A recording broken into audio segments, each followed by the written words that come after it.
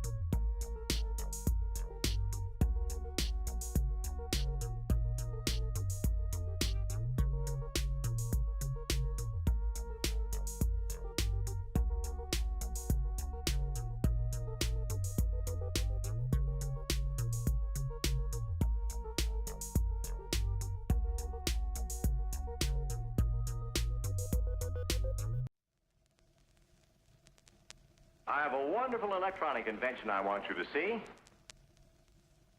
Show you.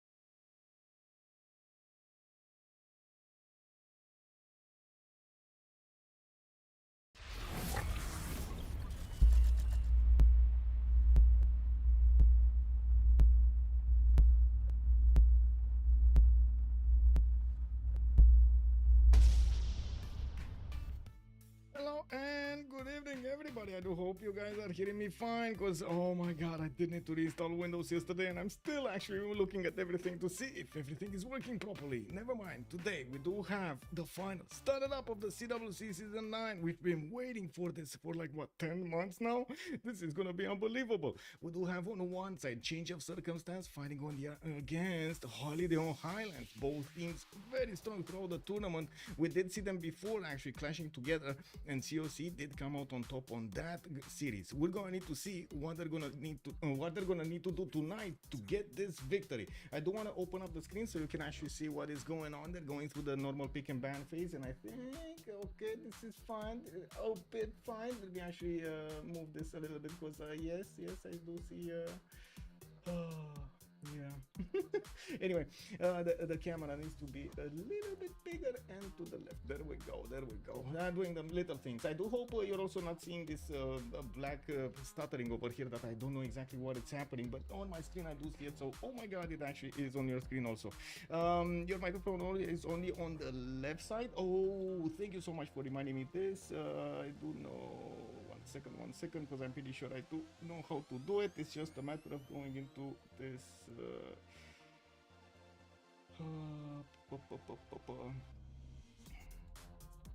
There we go. Where was it?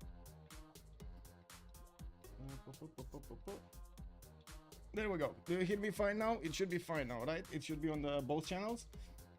Okay, thank you so much, by the way. Totally didn't remember that. Woo! Let's go, BC. Good evening, sir. Red Darksider. Good evening, sir, and welcome. I do see Andy Rob. Bonsoir, monsieur, bienvenue. Frankie for a finger. Good evening, sir. And yes, it was something wrong on the sound. I do hope I fixed it. Then you didn't go. Good open my head and welcome. Also, I do see the Busily Trinda is playing. Yes, I think so. Tandorios also. Good evening, sir. I'm not accustomed to the tournament formality. I'm always confused about the winners bracket semi-final losers. Do they play team 2.50? No, there's no more other games than this. This is it. The last series of the CWC.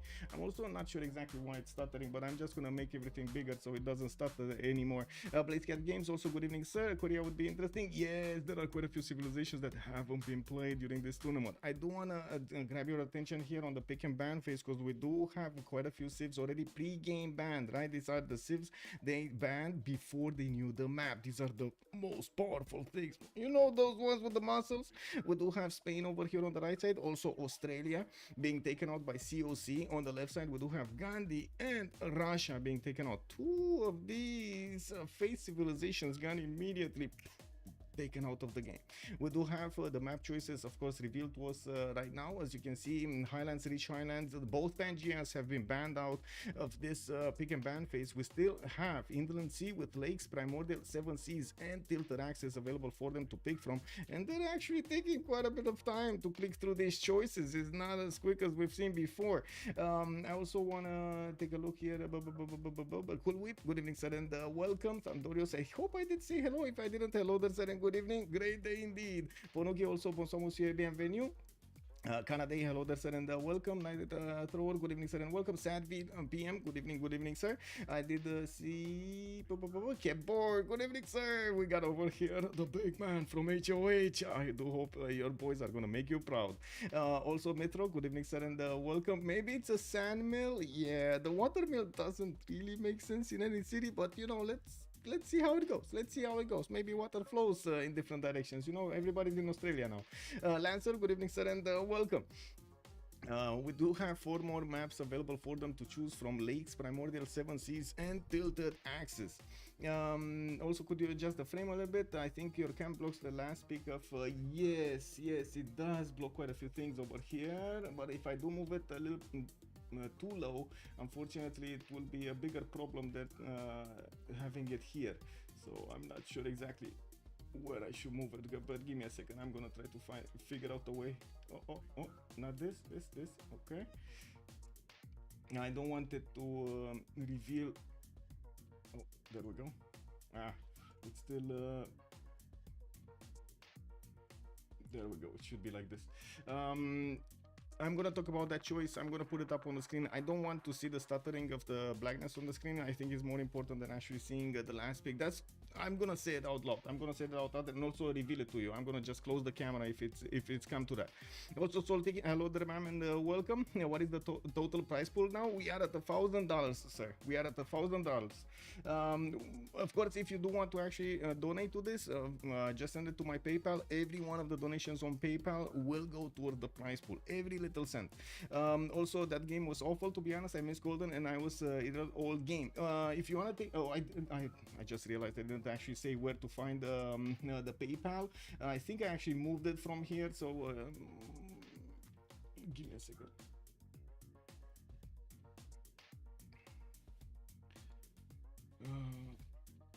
No? Oh well. Maybe I don't know exactly where to get it from. Oh my god. I think I need to actually log into PayPal for this. To get the link, I mean. Oh well.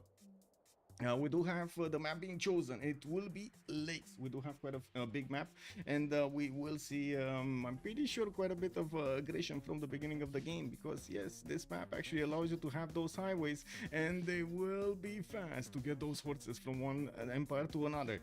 Also, Mozdrat, good evening, sir, and welcome. If I didn't say, that game was awful, to be honest. I missed Golden and I was in the whole game. Oh no, that missing Golden in the first one is quite problematic.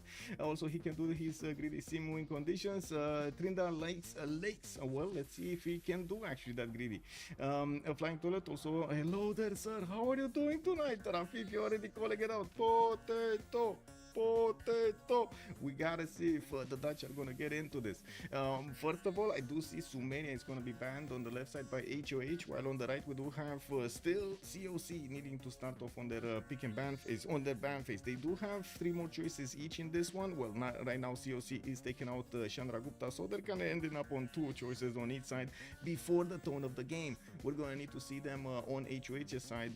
They're gonna set the tone for the game. They're gonna pick up the first civilization, and they need to be very careful who are they gonna pick, so their opponents are gonna be raveling into that choice. Well, amazed by the choice, and also a bit fearful, I would say, right?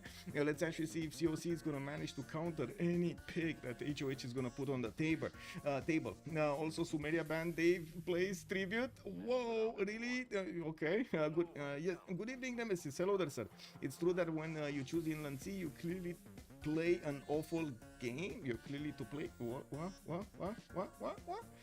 Anyway, you're clear to play that you will play a bad game, or you're setting up to play a bad game, or you don't want to play a bad game. I didn't understand that one. Please explain. Also, Golden RPG inspired. Let's actually see how things are gonna go here. On the right side, we do have Byzantium from COC being taken out, and I do see Rome also is gonna be taken out by HOH. We do have one more choice, just one more band before the first picks are gonna be revealed to us. And taking a look at this, HOH will have 34 seconds to go. That means I have a little bit of time to actually say hello to everybody on YouTube as well. How is everybody? Raj, good evening, sir, and welcome. Lots of love from Romania, sir. Jessica, hello there, ma'am, and welcome. Come back from KFC on time. Ooh, you got those little wings over there. Nice. Also, Juicy, hello there, sir. Do you hear me properly now, or do I need to actually turn up the volume on the voice? You gotta tell me, because yeah, new settings, new Windows, basically.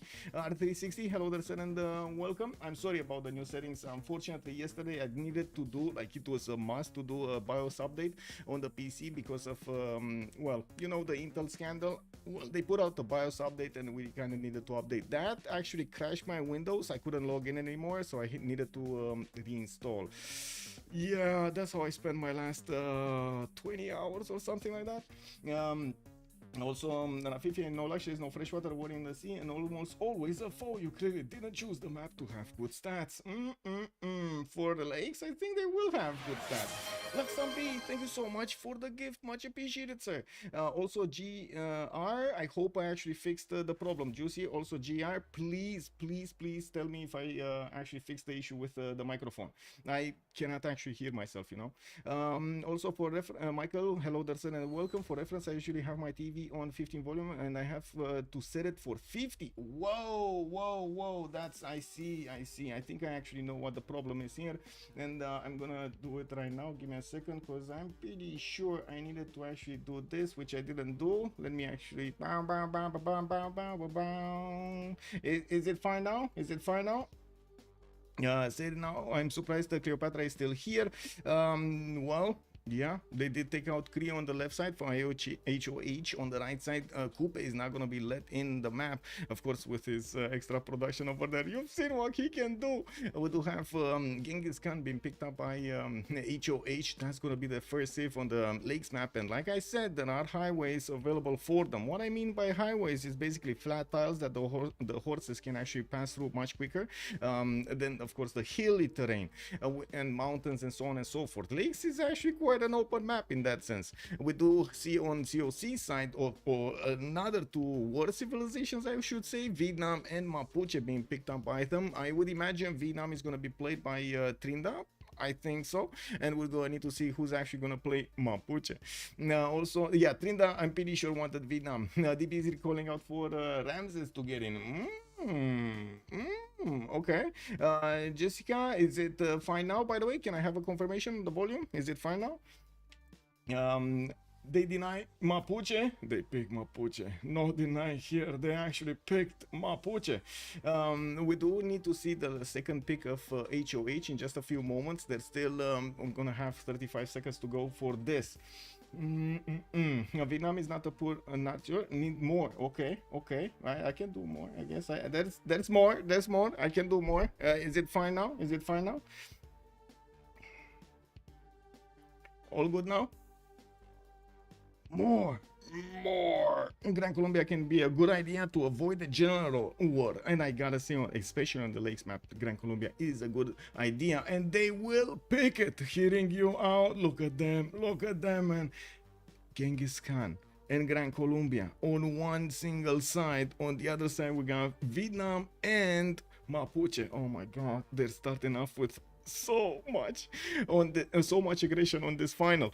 Now we do have next 4 bands needed to be picked, and I do see COC is gonna have, of course, the first one to take out, with quite a few still remaining very good war civilizations in the game. We're gonna need to see which are gonna be banned and which are gonna be kept. Gonna be a bloodbath, exactly, sir. Gonna be a bloodbath. Also, thank you so much, Aria Fireheart, much appreciated, sir, for the follow. Also, Yarjin, hello, sir, and welcome. No sim, only war, exactly. I mean, Irel war everywhere, right? It looks like Tamar is also gonna be taken out by COC, and now we do need to see how HOH is gonna respond to this. Pelikanave is saying, I'm officially annoyed at the completely and utterly predictable choice here. I mean, to be honest, this is basically the top of the line meta that we had in 5.8. Imagine these boys and girls did have the opportunity to actually take a look at this meta for this mod for a long time now. Multiple months have passed. They've played a lot. They actually min-maxed so much they can do, and of course they already know the best civilizations. That's exactly why we do have the BBG beta going around now, and it is linked to the end of the CWC. So we're gonna go into a new meta in the after the end of this tournament. Also, total unimodular, hello, that's it, and welcome. Excited for this also myself. These teams need to start going chaotic and unpredictable, or else it's just gonna be a matter of who gets the better spawn. Well, yes, but to be honest, there is also how you use that spawn, you know. Size doesn't always matter, am I right? Wait a second, I'm pretty sure I'm gonna hear in chat, no, size does matter, okay? 2 4 tiles definitely better than 2 2s. I can't disagree with that. I cannot disagree with that. Thomas is expected a strong Civ, and they need the gold. To be honest, yes, they're gonna need quite a bit of gold. Colombia will start off probably with commercials, even though Genghis Khan, yes, commercials, campuses, or is it gonna be campuses into encampments? I think we've seen it multiple times, campuses into encampments.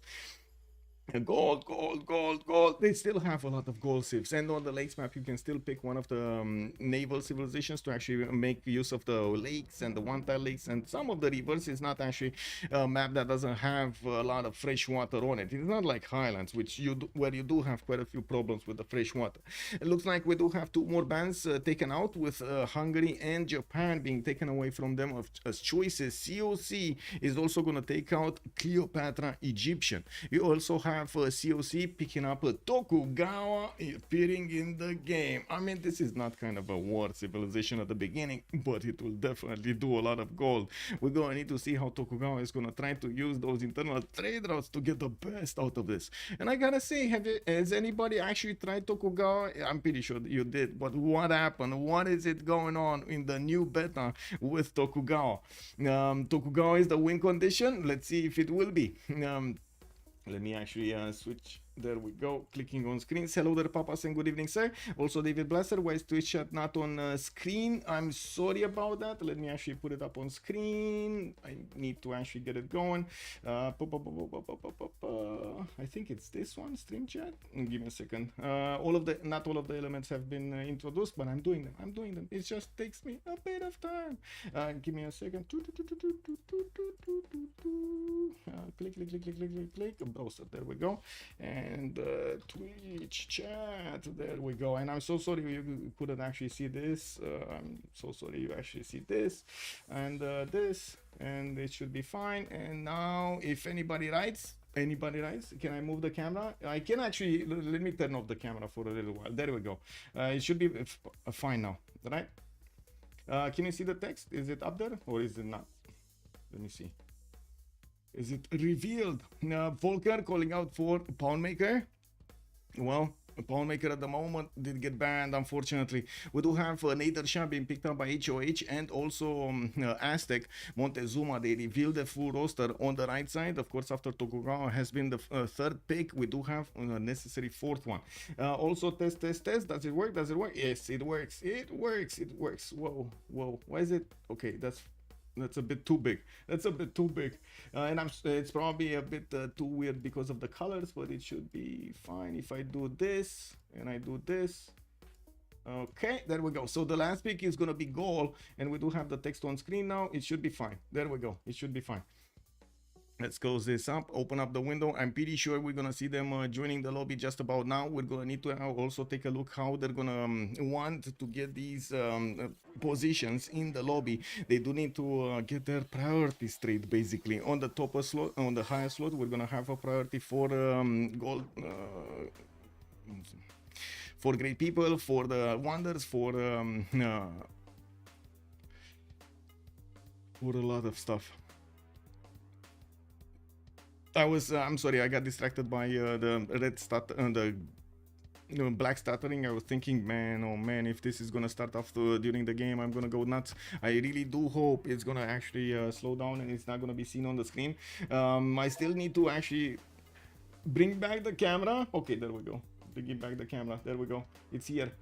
Is it fine now? Is it fine? It should be fine now. If you don't see any like white edges or something like in between, it should be, the overlay should be touching properly. It should be touching properly. Okay. And I didn't fit this how to say, there we go, just a little bit of a line. There we go. I remember you guys gave me feedback that the lights behind me are a little bit too strong, so yeah, there we go. We should be fine now. Okay, so now that I have a bit of time, I'm gonna actually need to take a quick peek over here and set up. There we go.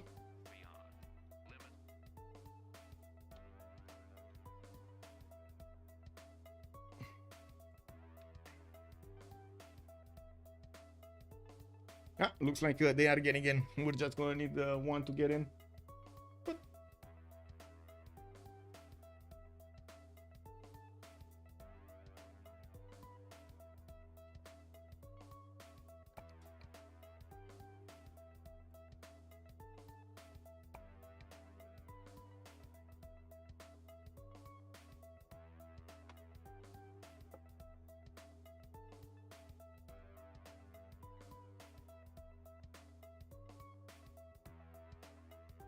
Wow, what is the security challenge on PayPal, man?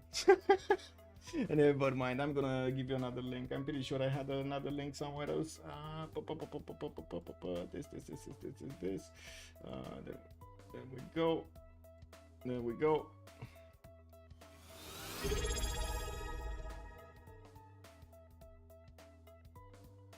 Koliap retained his knighthood for 11 months. Okay. Hey, how's it going?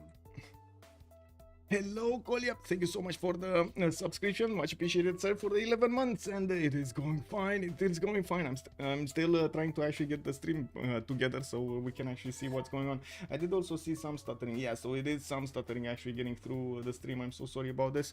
Anyway. We're playing on no, we're not playing on beta, we're playing on the original version. Let's actually see on the previous version on 5.8. we do have everybody getting in. Also, they're choosing their civilizations.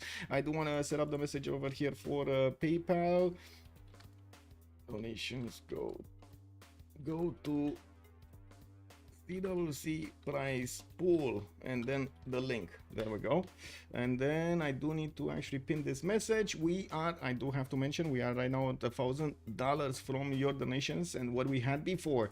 So it is amazing. I gotta say thank you so much for actually getting us to $1,000. It is basically a milestone that we just reached with the CWC. Jessica crashed us Japan time. Yes, Mama Jessica over there, definitely doing well. We do have 19 on Genghis Khan. I do see Rage is gonna pick up Ambiotic. Tokugawa still needs to get in, and it looks like Jessica is gonna play it. Sabuga is gonna play Nader Shah. We got Trinda on Battery U. Marius BW is gonna play Simon Bolivar, while Montezuma at the moment, I'm not sure who. Probably Space. I'm thinking Space is gonna play it, and then Ben is gonna play Lotaro. It does make sense. And to be honest, we've seen him multiple times actually play a Lotaro very well. Now I'm quite curious if he's gonna have this time around a bit of a different strategy than the last time, or it's just gonna be pure war. Also Charles HE, thank you so much for the follow, sir, and the welcome. Let me actually set up the same message also on YouTube, and also good peaks. It can be a lot of action. Volkar is saying on YouTube, feel like Mongol strong peak here. Yes, it is. Goal is rare indeed. Very excited for this one. Mike, good evening, sir, and welcome. Join the excitement. We are running up for the game right now, and we're just a few seconds away from getting into the first map. I'm gonna set up the message right now also here, and yes, again, YouTube doing bad things over here with not the triple button. No, not this. There we go. Pin message. There we go. We got this. Okay, so prediction. Let's start up the prediction for how many remaps are we gonna have. 0, 1, 2, 10 minutes of the submission period. I do want to explain that each team does have a remap token available for it to use at 10-10. We will need to see how the players are actually gonna get their lands together, and we're gonna need to actually take a look how their neighborhood is gonna look like, if they're gonna have allies, if they're gonna have opponents next to them, so you know, bad things might happen. I do want to ask, where are we starting? Are we starting left? Are we starting from Ben, from Mapuche, or are we going right? Oh my god, stream already says left. Charles, hello there, sir, and thank you so much. Always love to commentary. Thank you so much, sir. Kind words. I do hope you're going to enjoy the show tonight in the finals of the CWC. Also, Maniac Goblin, good evening, sir, and welcome. Nitro calling it bottom left. Wait, there's no bottom left. We got only Mapuche on the left side. Lotaro is going to need to be revealed to us. Let's actually see. Ooh, between the mountains with a possible 2-2-1 base if he actually wants to cross the river. He does have a few 2-2s next to him, and I do notice he's going to have interesting Shema Mules. You do see this land is going to have quite a bit of breathtaking appeal for those Shema Moles. We do have him with a lot of march tiles to the right side. Not sure it's good, but the extra food is definitely gonna be interesting. Second city possible on that sugar tile, and if I do see this correctly, he could actually try to go for an Etemenanki. Let's see if he's gonna have anybody to go against at the early stage of the game, so maybe he will have an opponent. Ooh, yes he will. We do have Grand Columbia to the southeast, and I do see a Marius Bestie over here is gonna be the one holding Ben at bay. Now we do have wait, this is Jessica different map. Oh no, we we got? Oh my god, somebody actually has different mods. Okay, so yeah.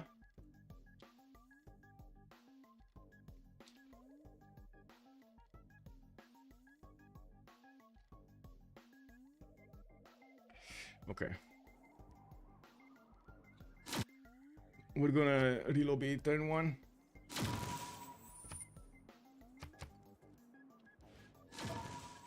Yep. The screen is shifted to the right if you tap out. That's weird. That's really weird. I don't know how it actually shifts to the right. That's just, I guess, Windows thing. I'm not gonna try to see if I can troubleshoot it, but I don't think I'm gonna have time tonight to take a look at this a little bit more in depth. It takes a little bit of time to click buttons and try out things to see what works and what wasn't. But it's good feedback. Thank you so much, Scale Trees, and I do hope it's gonna be fixed. Black screen splashing. Yes, yes. And whenever I actually tab in and out, for some reason it actually because I don't know, it's picking up the stream. I'm not sure exactly what's going on with this.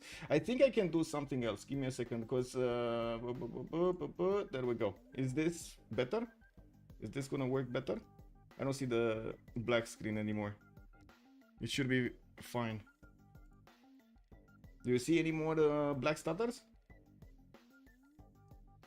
It's already long game incoming. Looks like a lot of Highlands with the million mountains and heals, to be honest. Yes, I do hope we're actually gonna stabilize when we actually get in back into the game, and I don't need to alt tab anymore that much. So I'm gonna try to keep my chat to the minimum, like written chat to the minimum, so that I don't actually have this. And you should actually see how the black stutter on my face, it actually cuts out, right?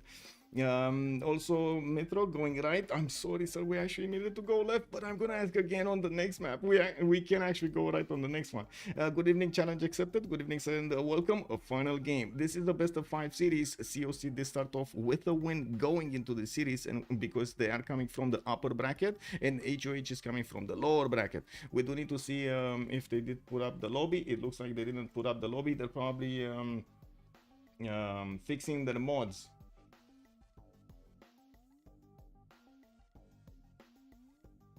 I'm taking a look at their mods right now, actually.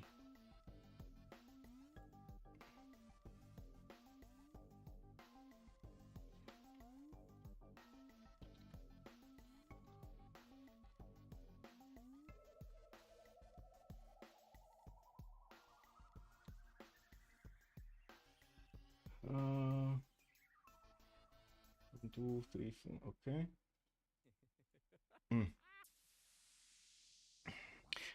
Seems fixed. Okay. In FFA, I think leaks reduce the amount of barb camps, so it hurts golden ages. Yeah. Oh, I think I can actually do something different over here also on the stream. Stream settings, change windows, and if I send it to the screen 1, it should work. Let me see, maybe that actually totally fixes the stutter. I did actually talk with Malm, which had the same problem with this, and the only way to actually fix it is to reveal the whole screen. Let's see if this actually fixes the problem on Discord, because also I'm restreaming for Sue and for others, and also Leech is doing that. So yeah, if there's an error somewhere or something like this black stutter, it's gonna be replicated everywhere. That's gonna be an issue. I do hope it's actually gonna get fixed. Suicide Civ, good evening, sir, and welcome. Generally, games on lakes, highlands, and 7 seas go to GVRs. Yes, sir. They are needing to fix their mods because for some reason they didn't actually listen to the rules. You know, they only need to have 4 mods. That's it, 4 mods. We don't care about any other mods. They should be unsubscribed to. They cause issues 100% of the time. They cause issues, so 4 mods are required to actually play in the CWC. And yeah, players sometimes do like to have 10 mods, 12 mods, 50 mods. I don't know, a lot of mods that they are just lazy to unsubscribe. There's no other reason. Like, it takes literally 2 seconds to click on a button and poof, it unsubscribed, you know. And you're gonna not waste 30 minutes afterwards to actually fix the problem right after you get in the game and so on. Yes, Cool Whip, they did have a few wrong mods. Anonymous, thank you so much for the 20. Oh, $1,020. We got $1,020 prize pool. Oh my god, amazing, amazing. You guys are awesome, guys. Like it's, I know it's been quite a journey, I would say.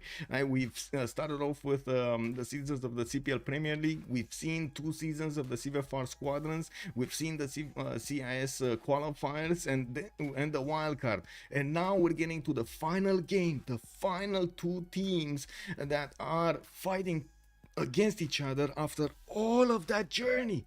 All of it. That is insane amount of how to say rank they built up over all of this time. And of course we're going to need to see what they're going to do at the end of this meta, after a 5.81 meta. What are they going to do to actually win this game and this series in general.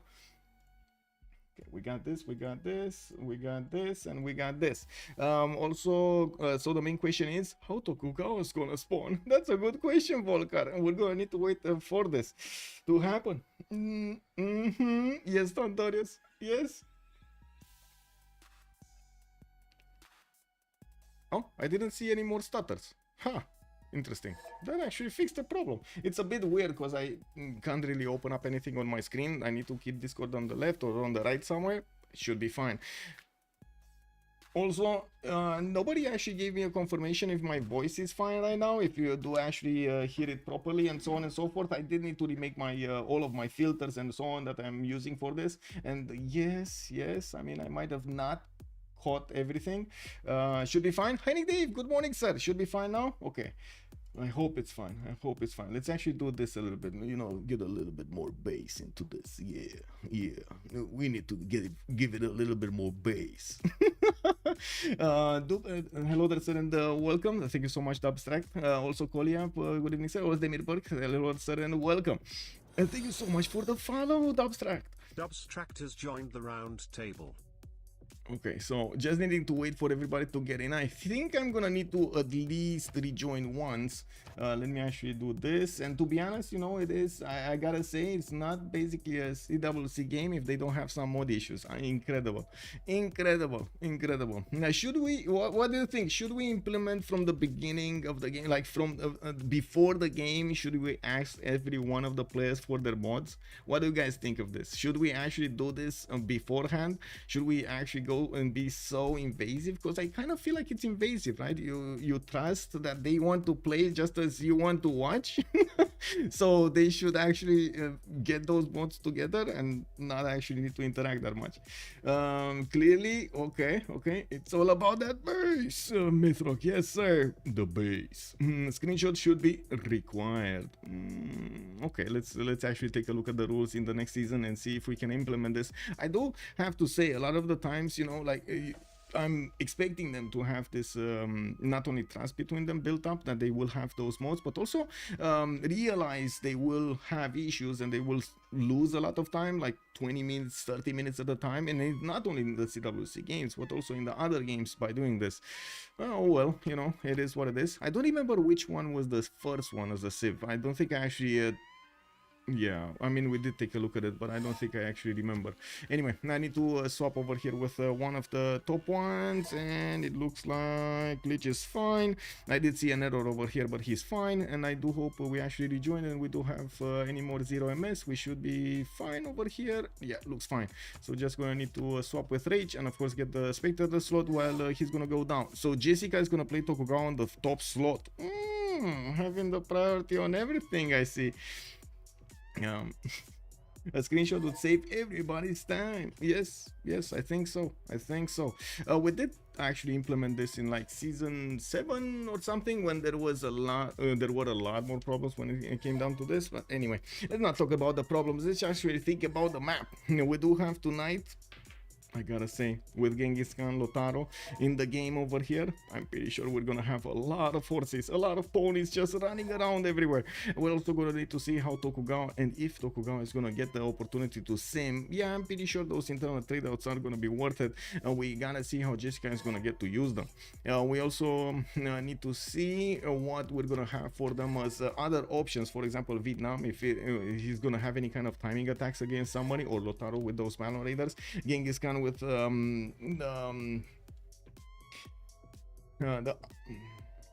wow, the unique unit of Genghis Khan, which right now is just woo, the K-Shake, there we go.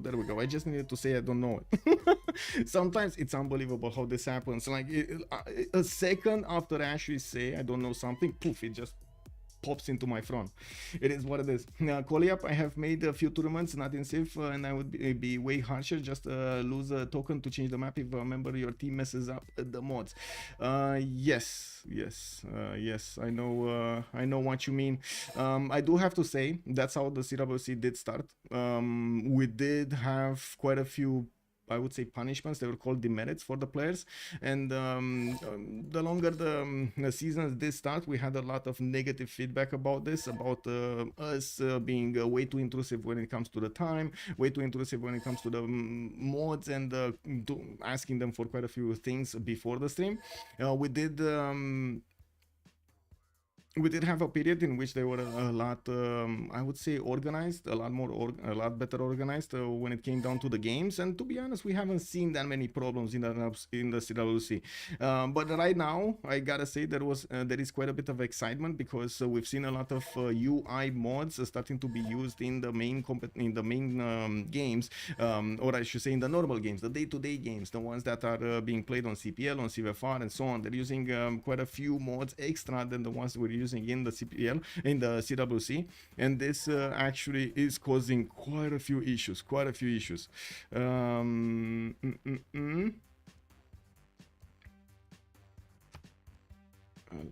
He wants my mods. I can give him my mods. There we go. Oh. There we go. Click, and then click.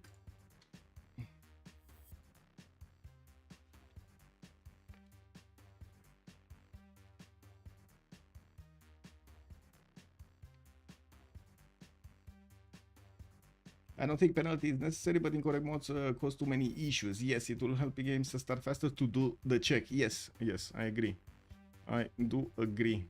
It seems like this is still necessary. Unbelievable. It is still necessary. After 9 seasons, it is still necessary.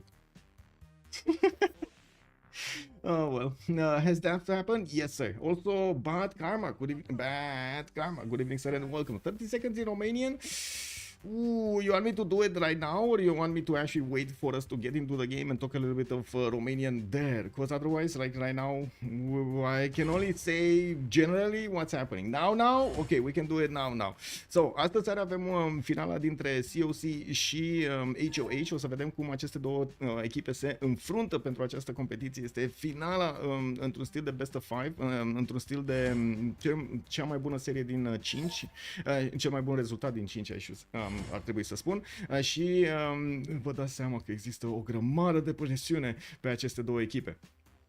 There we go. Make it some form of a penalty if the mod situation happens repeatedly. Yes, and that might be an interesting idea.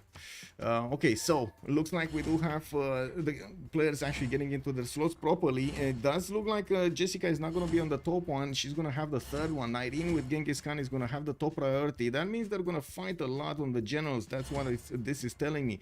Rage is going to pick up Ambiotics, which of course is going to give him quite a few advantages when it comes to the early engineers, and we're going to need to see how he's going to get to use them. Jessica Tokugawa, again top priority for those. I'm actually curious, is she going to go harbors? I would assume it's going to be dependent on the land over there, but anyway, great people, wonders are also going to be priority here, and I'm pretty sure she's not going to get to compete with Genghis Khan on them, so you can consider she's like second slot in priority rather than third. Also, which map? It's Lakes map, and I do have to actually put up that one on the screen, but that actually requires me to do a text map, map, and I do need to actually click on this, this. Yes, I'm getting there, and map, Lakes. There we go. We put it here, right? There we go, and we do have the first map revealed to us. Just give me a second so I can finish this up and set up the opacity of the background. There we go. Now it should be fine. You can actually see it clearly right underneath my camera. You can actually see the map type. So now we were talking about Mapuche first, right? Let's actually see on the top left part. No, he's not. Whoa, wait, new map, I gotta ask, we're going right? It looks like Nitrok is wanting to go right, and he was the first one to say right. So let's see on 19 on Genghis Khan. Now I can understand why you wanted to take a look at the right side. Also, if nobody builds a 6 tile like Huet or Kali, I would like to propose it as a Civ6 red card. Yes, let's actually see Mudrath if they're gonna get that opportunity. Looking at 19 spawn, we do have Karakorum with Scout coming up in 3 turns. I just noticed 19 is gonna get his warrior to discover the land to the west side. He does have a few rivers, nice river network over here, spanning to the north, to the west, to the east, and quite a few horses are also available for him to pick up and improve. I don't see a target yet, but I do notice he's gonna have Montezuma to trade with in the north. A bit awkward to actually trade through these lakes. It doesn't seem like they're gonna have international trade routes on the water here. To the west side, he's gonna have Jessica. Okay, Jessica is gonna be an opponent, but look at this territory. Like, that's a one-tile choke. He actually needs to get Kesheks and ponies through. Might not be the best idea. Also, Kill Jill. Hello there, sir, and welcome. Remember when Lakes was a big sim map before somebody realized you can run quarters? Yes. I do remember. Well, I think we were in those games and actually watching this unfold live.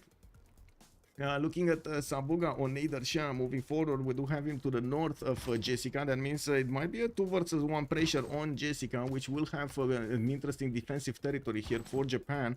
Looking at Mashad, we do have him getting his scout out. He's gonna get the benefits of an extra production point from the deer tile, and I do notice he's gonna have, well, basically nice land to sim over here. Second settle on the rise to the southeast. He does have more cities to settle north and west and southwest.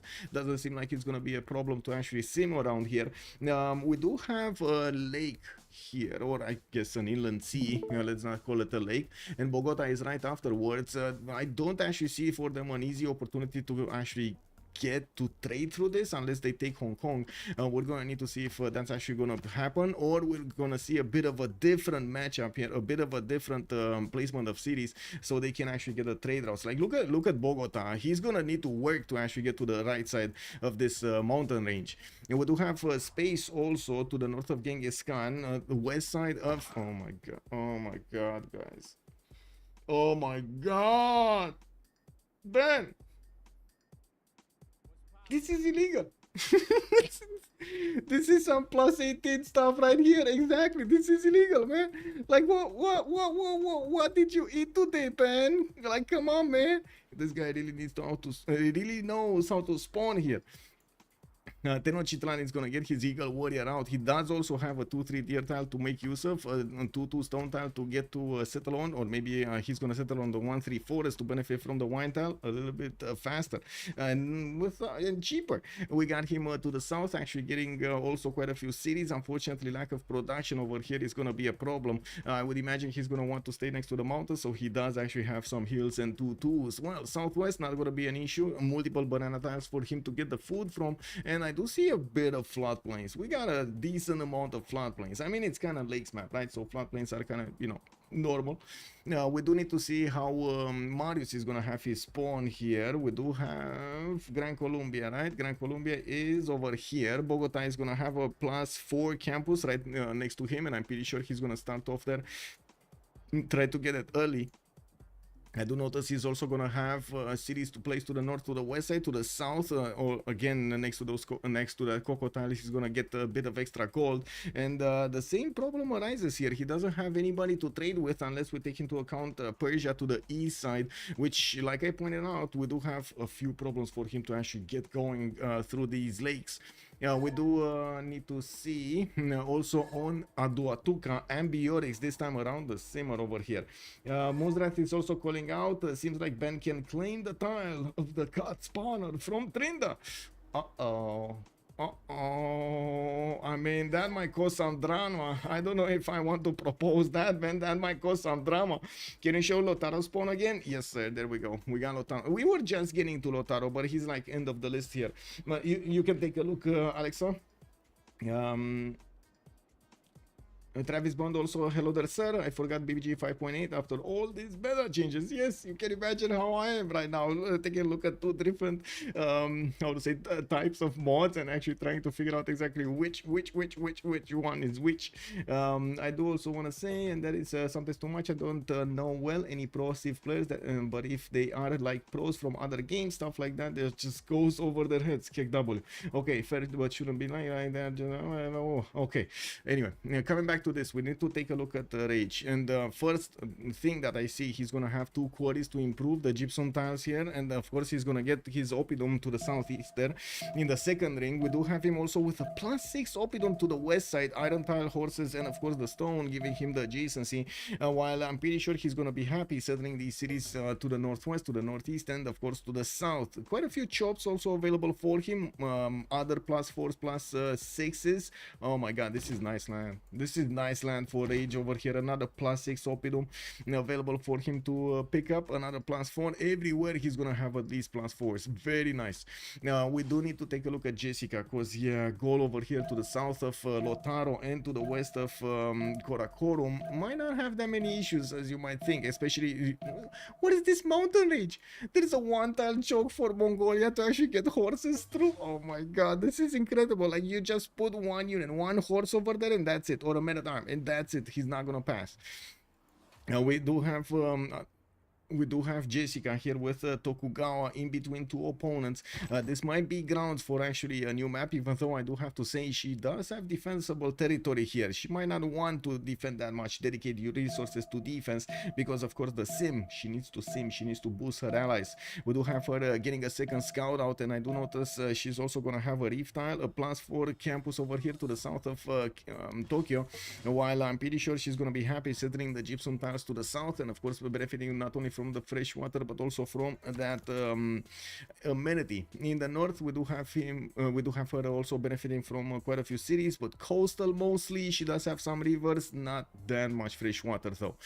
Looking at Trinda, let's actually see where Trinda is. West side of Jessica definitely can set up coastal trade routes using these lakes. He does have Piopiotahi to the south, and this is beautiful. Like, this is oh my god, man, oh my god. If HOH actually keeps this map, man, this is unbelievable. I don't know what to say.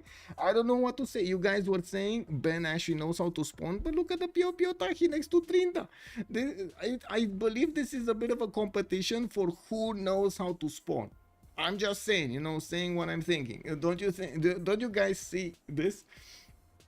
We didn't see Vietnam. Exactly, we didn't see Vietnam yet. Board Daniel, good evening, sir, and welcome. He's not scouting it. Wait, he's not scouting it? No, he's not going east side. Wait a second, he's actually not going east side, he's going south. With turn 7, and he did not actually go to the east side. He even crossed the river here. Okay. He even crossed the river, so he might actually take a left instead of a right, so he's not gonna get to spot these juicy tiles of the Piopiotahi to the right side, giving him that extra culture. The juicy gold. Anyway, getting a settler out in 4 turns. He does have Coco Settle if he wants to the northwest, and I'm pretty sure he does have quite a few settles next to the fresh waters, the rivers and everything here. Now we do need to see how he's gonna make use of it, and exactly where is he gonna go in the next turn. He only has 3 more turns, 2 more turns worth of movement for him to spot that wonder. We do have also Vietnam here, Lotaro here with Ngulumapu meeting Mount Roraima to the west side. He sees at least the 2-to-1 tile, and of course the T tile here to the west, so he knows he will have a wonder, and of course usually you kind of know it's Mount Roraima. Come on, let's be real. Now we do have Ngulumapu also pumping out a settler in 2 turns, and the big reveal. Is he? Oh my god, he's never gonna make it. This was one of the directions that he could have moved that didn't reveal Piopiotahi before turn 10, because, well, turn 9 is gonna be horse, and if, well, maybe he has a chance to go for the 2-2, but I don't think so. He would have wanted to go here anyway. What is he gonna do? I would imagine he's gonna go horse. Okay, is he gonna go forest? If he goes forest next turn, he has a chance. Okay, come on, a chance. Yes, is he gonna go forest?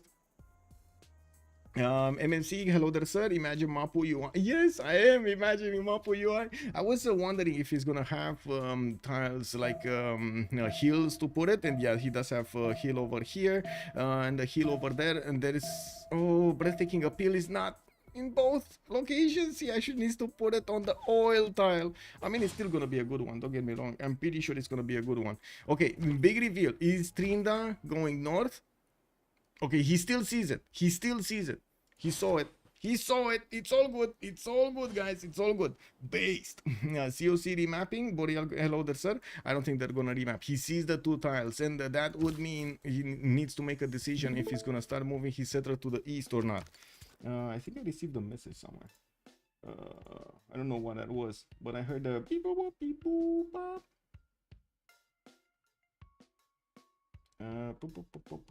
Okay, should be fine. Should be fine. Discord message, yeah, but it wasn't actually. That's kind of weird. I did see a new person actually jumping in. Do you guys know Ogothi? He's actually joining. Ogothi, are you here? Hello there, sir. How have you been? Where have you been, sir? Unbelievable. We haven't seen you in like what, 2 years now? Unbelievable. Also, second, like his love, one does not simply remap spawns. HOH will remap for Mongolia. Well, they don't have a target on Mongolia at all, actually, right? Especially with the one tile choke towards the goal to the right side, which would have been nice if you would have had a highway there.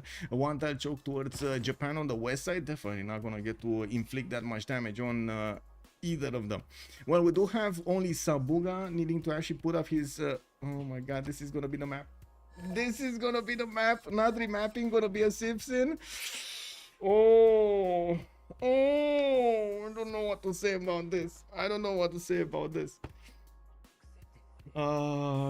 Okay, this is it.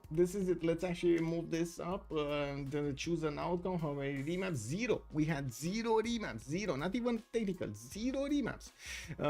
Well, let's actually see how things are gonna go. I'm pretty sure the players are gonna try to make use as much as they can. Team names, please. Yes, Jessica, hello. Thank you so much, ma'am, for reminding me. Let me put up team 1 would be COC, and we reveal this. And team 2 will be HOH. That's Holiday Highlands, and we're gonna put it up linked here. Okay, there we go. We should be fine.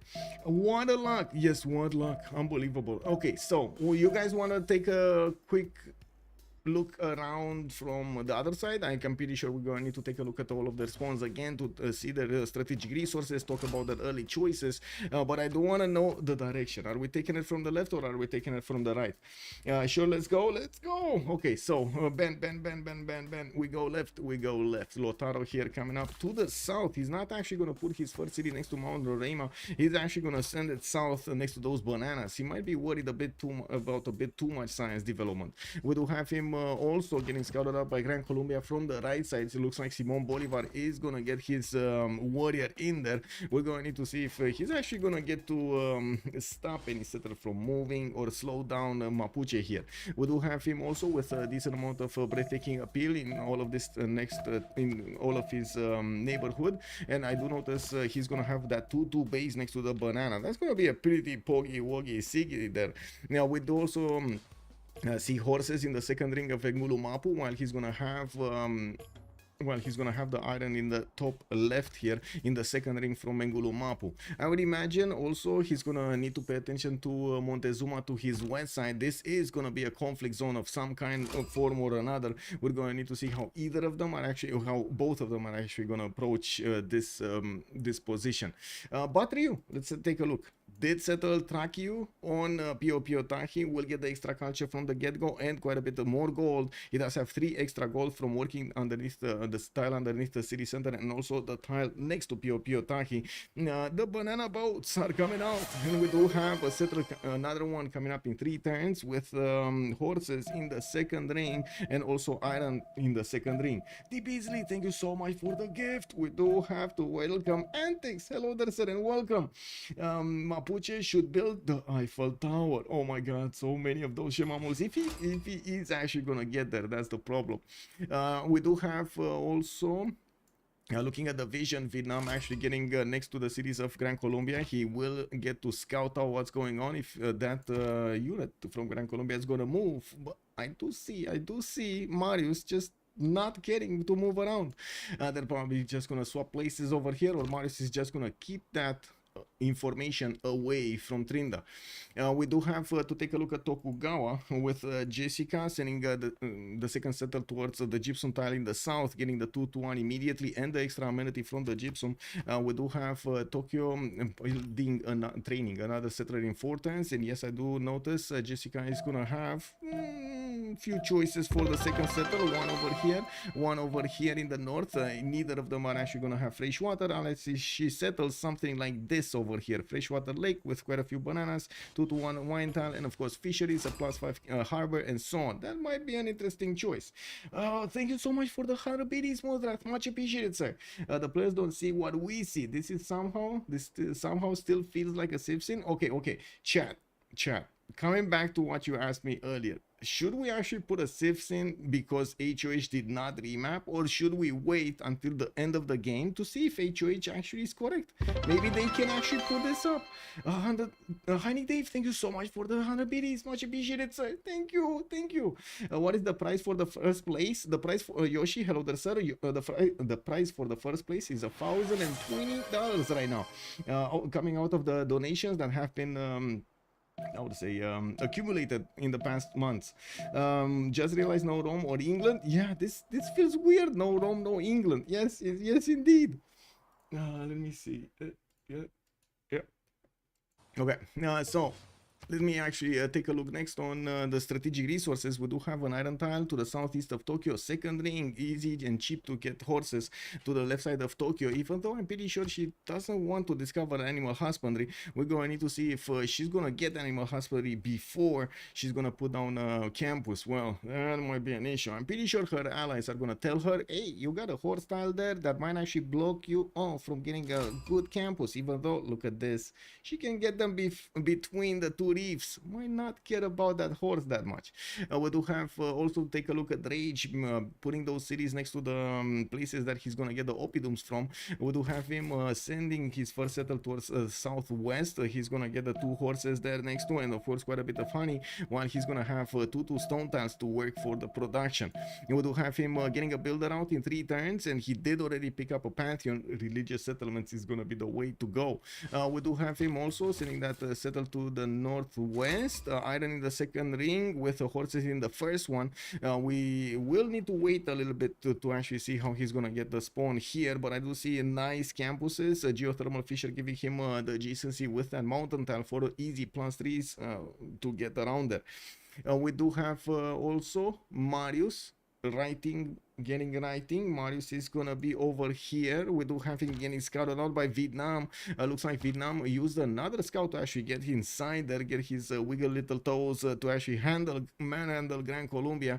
We do have him getting a trader out in 10 turns from Kumana. He did already chose God of the Forge for the Pantheon, and of course he might actually go for campuses here. Campus is coming out next turn. Writing boost.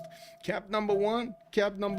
Is he gonna go for cap number 2 soon? Anyway, he does have a city state to kill, Vargas City to the north, which will not have the fresh water. Unfortunately, the river is not going to be next to that city center.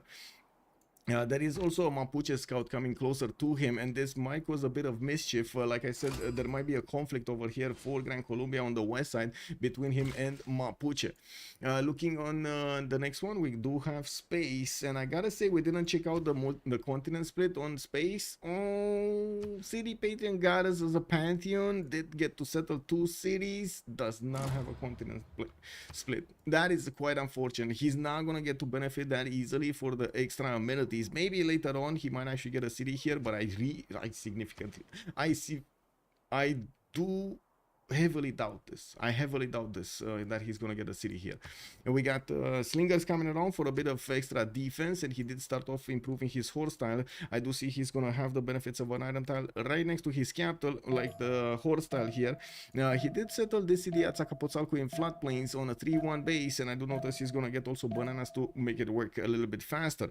With Malinanko working on his monuments, he's gonna get the extra culture, and of course with the traders he's gonna get some more food and production in the city because he's probably gonna go internals here towards the capital. And we gotta move towards Sabuga. Sabuga with stone circles. I do notice he did manage to put down his 3 cities and going for quite a few builders. Yeah, we do have him with a horse tile next to Mashad, and I do see in the second ring he's gonna have the iron tile. Already built his first trader and is working it on the city of Zranka. That city is on a honey tile or something, a rice tile actually. It's gonna have an extra food point, and it does have quite a few other tutus around him to get that production going. We do have to the southeast more cities to be settled, and that will be right in the face of Jessica. You can imagine Jessica might feel quite a bit pressured over here by Sabuga in the north. Well, I'm pretty sure also there is going to be a lot of territory for him to back settle or western settle to not be in the face of Japan and also have the opportunity to keep on simming. We do have next Nairin to talk about, which is discovering bronze working next turn, and I do notice he's moving with the city towards the east side. He did not see what's going on the right side. I'm pretty sure he's not discovering that much territory for him to know that he's gonna have a one-tile choke towards the east, and goal is right after that. He does know about the north, and as you can see he's actually helping out Aztec to take out Nazca. We do have 3 units from Aztec here and 1 single unit from Mongolia, which is kind of getting beat up here. I do have to say the city does seem like it's gonna stay alive. It did manage to get a warrior inside, and we do have an archer coming out next turn. Oh my god, Nazca is too big. Is Nazca too big, guys? No. Come on. It is gonna fall next turn, is it? Isn't it? It is gonna fall next turn. What do you think, guys? Is he gonna fall next turn? 07 Alexis, thank you so much for the follow, sir, and welcome. Also, Project Cisco, just going to make a drink, then I'll be with you. Okay, sir? Okay. Just going to make a drink. Okay, the city under siege, it's gonna die. Now, why is Nazca without the desert tile? The great Nazcan power that knows no limits, no desert limits. Okay, let's see. If he attacks with the Eagle Warrior, it doesn't seem like he's gonna die. But now, there we go. Took it down. And there was, you know, 2 scouts that gave their life to actually take out Nazca. Now he's gonna rebuild the granary to get that extra housing. And I do see he actually got a 3-charge builder from it. Very nice. Very good start over here. Now, we do have a 4th city available for Aztec to use with City Petianganas to get the sim going. Now, well, coming back to Mongolia here, we do have the first encampments being placed down on the game. We do have an Irene actually sending his trader from the city of Choir to Karakorum. I do notice from Karakorum he did not yet put down one of those encampments. Still working on a 4th settler, while Urumqi is gonna go for an encampment in 7 turns. A God of Craftsman has also been acquired as a Pantheon. That's gonna give him an extra point of production and faith on these horse tiles, on the strategic resources. He already has 2 horse tiles improved in Karakorum, while Urumqi does have 1. He's gonna get another 1. That's a lot of extra production and faith that he's getting right now from the Pantheon. Now, with iron also in the first ring of Karakorum, I'm pretty sure that it will be an easy resource for him to upgrade. I think the biggest challenge here is actually finding his way towards an opponent. Yes, Jessica can definitely be caught off guard without her actually blocking this 1-tile choke. It will be quite dangerous because Mongolia can pass through very quickly with a lot of units and will cause a lot of ruckus. Hello. Oh, thank you so much for the Prime, sir. What did I... What's with the... You Prime server not pinging in chat? Oh, I'm sorry. I'm sorry. I told you I still need to actually add quite a few settings over here on the stream. But yes, it's gonna... I'm pretty sure I'm gonna get to drill them down soon. Does Mongolia go left or right? That's a good question, and I don't know yet, because, well, right now it's not really revealed. He went with City West, he went with City Right. He's building infrastructure in both of them, so I guess, to be honest, he's kind of keeping both options open right now. We're gonna see if he's gonna start to get a little bit closer with the next wave of cities. You've seen it multiple times. The players are going quite quickly before the end of the first era towards the beginning of the second one, you're gonna see them starting to pop off the fourth or the fifth settler and try to get to grab 5 cities before the beginning of the classical era, or right about there, you know, right about there. We do have to take a quick pick also on the city states, and I do want to also take a look. I'm sorry, just taking a look on Discord so I can switch my settings over here. I'm just gonna mute everybody else, then mute. Okay, mute. There we go. We should be fine now. Genghis Khan, good evening. Genghis Khan, actually, good evening, sir, and welcome. By the way, Mongol city is more like Urumqi. Urumqi. Okay, Urumqi. Anyway, if he gets in the real world, then that's unlucky, but any Civ could get caught in it. Yeah. Well, I don't really see real wars right here. The only conflict zone I see is actually between Mapuche and Aztec, the only obvious. And Gran Colombia, Gran Colombia with Mapuche also. So it looks like Mapuche might actually get to be in trouble over here between two civilizations, enemy civilizations. Looking at the city-states, we do have Antananarivo with Ayutthaya available for them for the culture screen. That's going to be two city-states that will... and we'll give them the culture bonuses. I do see a cat is also gonna be... Wait, what did I do here? Oh my god. Okay, I know what I did. There we go. Mitla is going to be the only one for science. I do see a cat with Kabul, and Volin are going to provide a few more production points towards military production, or I should say unit production. Hong Kong will be the only one for industry. We do have Cahokia for the trade. 3 faith city states, and I don't really see a big faith civ in the game. We got Vatican City with Candy and La Venta available for them to use, and that's about it. That is about it. There's nothing else here. Well, I do also notice Gran Colombia did manage to push back these scouts of his opponent, Gol and Mapuche. Did start off getting his campuses going in his capital with Moksha coming up in 2 turns. We also see the Slinger protecting the trader. That should be fine. And of course, Vietnam did actually give up on trying to get to pass through that one-tile choke that's being held by the scout. Definitely not an easy one. Vietnam did go for Goddess of Festivals as a pantheon, and he's gonna get the extra point of culture on each of these bananas improved, or I should say on the plantations improved with oh my god, he has so many of them. 1 2 3 4 5 6 7 8 9 10 11 12 13 culture points just from that, plus the Than adjacency, plus Pio Tahi. A bit surprising that he's building it here, by the way, the triple Tanth placement to the west of his capital, but I'm pretty sure he wants to get those campuses going there, and I'm pretty sure he's gonna settle another city here. We do have him getting some builders out, and a 4th settler soon, and a 5th one from Da Nang. He's gonna get a bit more extra gold because of the cocoa he actually settled underneath that Da Nang city. Looking at Tokugawa, we do have Japan actually starting off on getting her fish tiles improved, the reef fish giving her a lot of food extra and quite a bit of production. We do have also more events coming up from Nagoya, and yes, I do see I do see trader that just popped out from Sendai. She's probably gonna go internals here. It's Tokugawa. There's no other way. Magnus internals here is gonna be the way to go. We got 3 turns for her to actually get that governor in, and of course she's gonna get another builder. She did get God of the Sea, so whenever she's improving these coastal resources, she's also getting an extra point of production, which is gonna be quite valuable in the game, since this location is filled with a lot of water tiles and quite a few resources. We got some pearl tiles there, we got some fish, we got some crabs, we got some fish, we got some reef fish, we got some whales, a lot of stuff. Looking next, let's actually take a look at Madar Shah here. Did pick up that stone circles and did improve quite a few of his stone tiles. Not to mention he needs to pick up some more of these marbles to improve. 1 2 3 2 4 1 stone tiles and a 1 4 1 1 marble to the in the city of Mashhad. I do see he's gonna go Magnus internals, and he's gonna get also his extra science from his trade routes.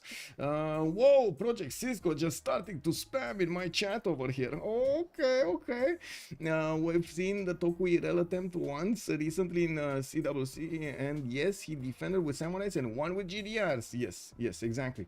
Both of them are very hard to push, but Irene is the one who can do it. Domzi, good evening, sir, and welcome. Did you arrive, by the way?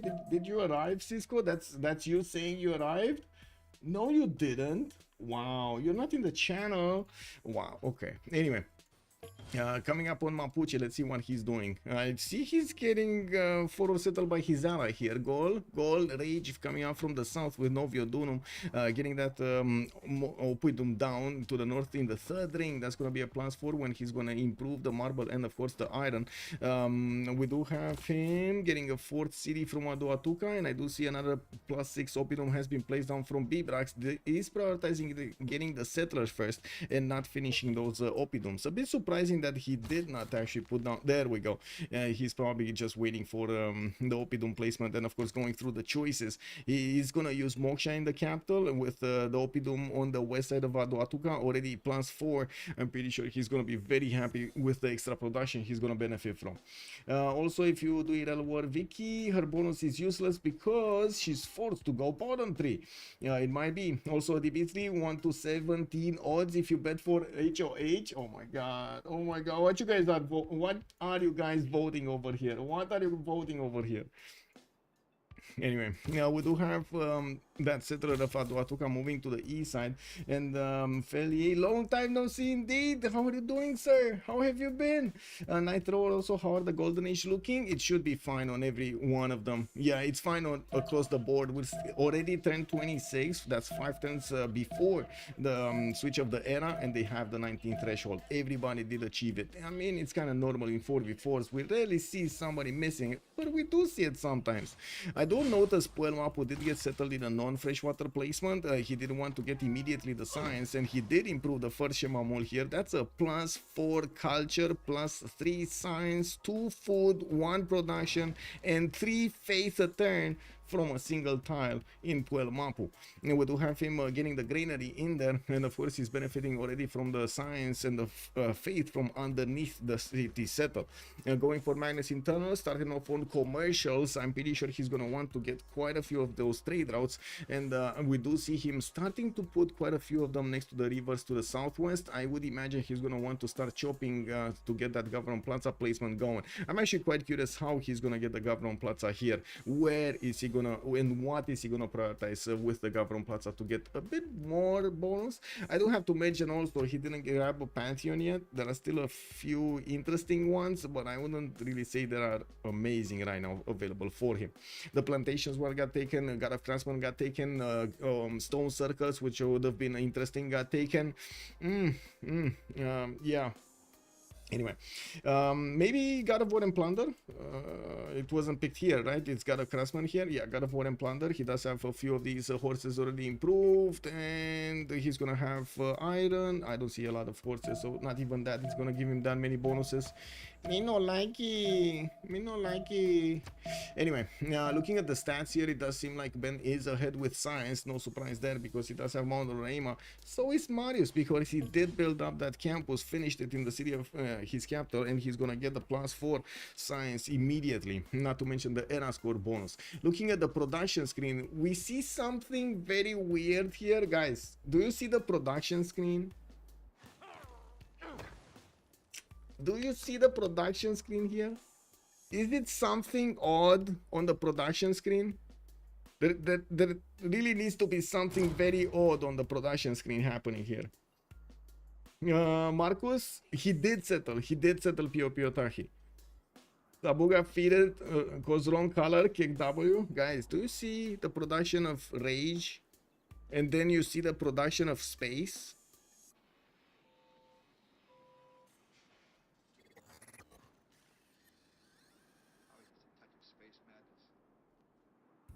Man, Sloaner nailed it. Good evening, sir. Yeah, I don't know what's going on. Let's actually see on goal. What's going on? Okay, he didn't finish his Opidums. Okay, he's taking it slowly, guys. He's taking it slowly. It's fine. He's fine. Okay. Let's actually see. Space did have an extra city, so you know that definitely adds quite a bit more production to your cities. He's gonna go for 5. He's already building the Great Bath, Temple of Artemis. Oh my God, Space just wants everything here.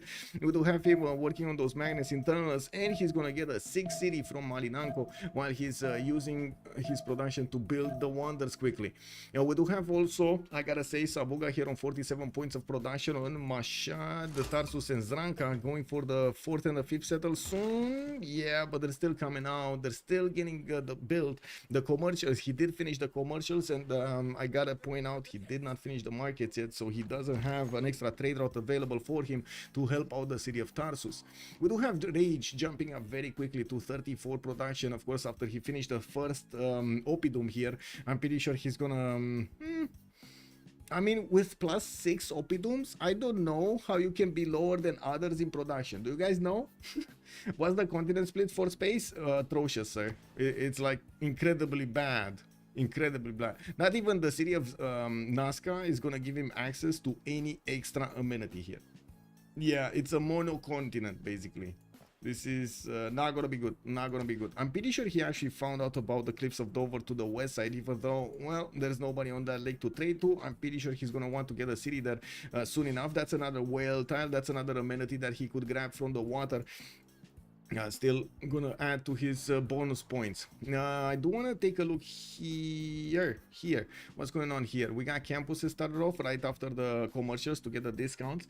We still don't have a government plaza from Persia, and I do notice he did not actually start moving to the southeast. Wait a second, did he switch off from building a settler from Zranka? I think he switched off, because I'm pretty sure it was 2 and 2, right? 2 turns and 2 turns. I'm pretty sure he switched off from building.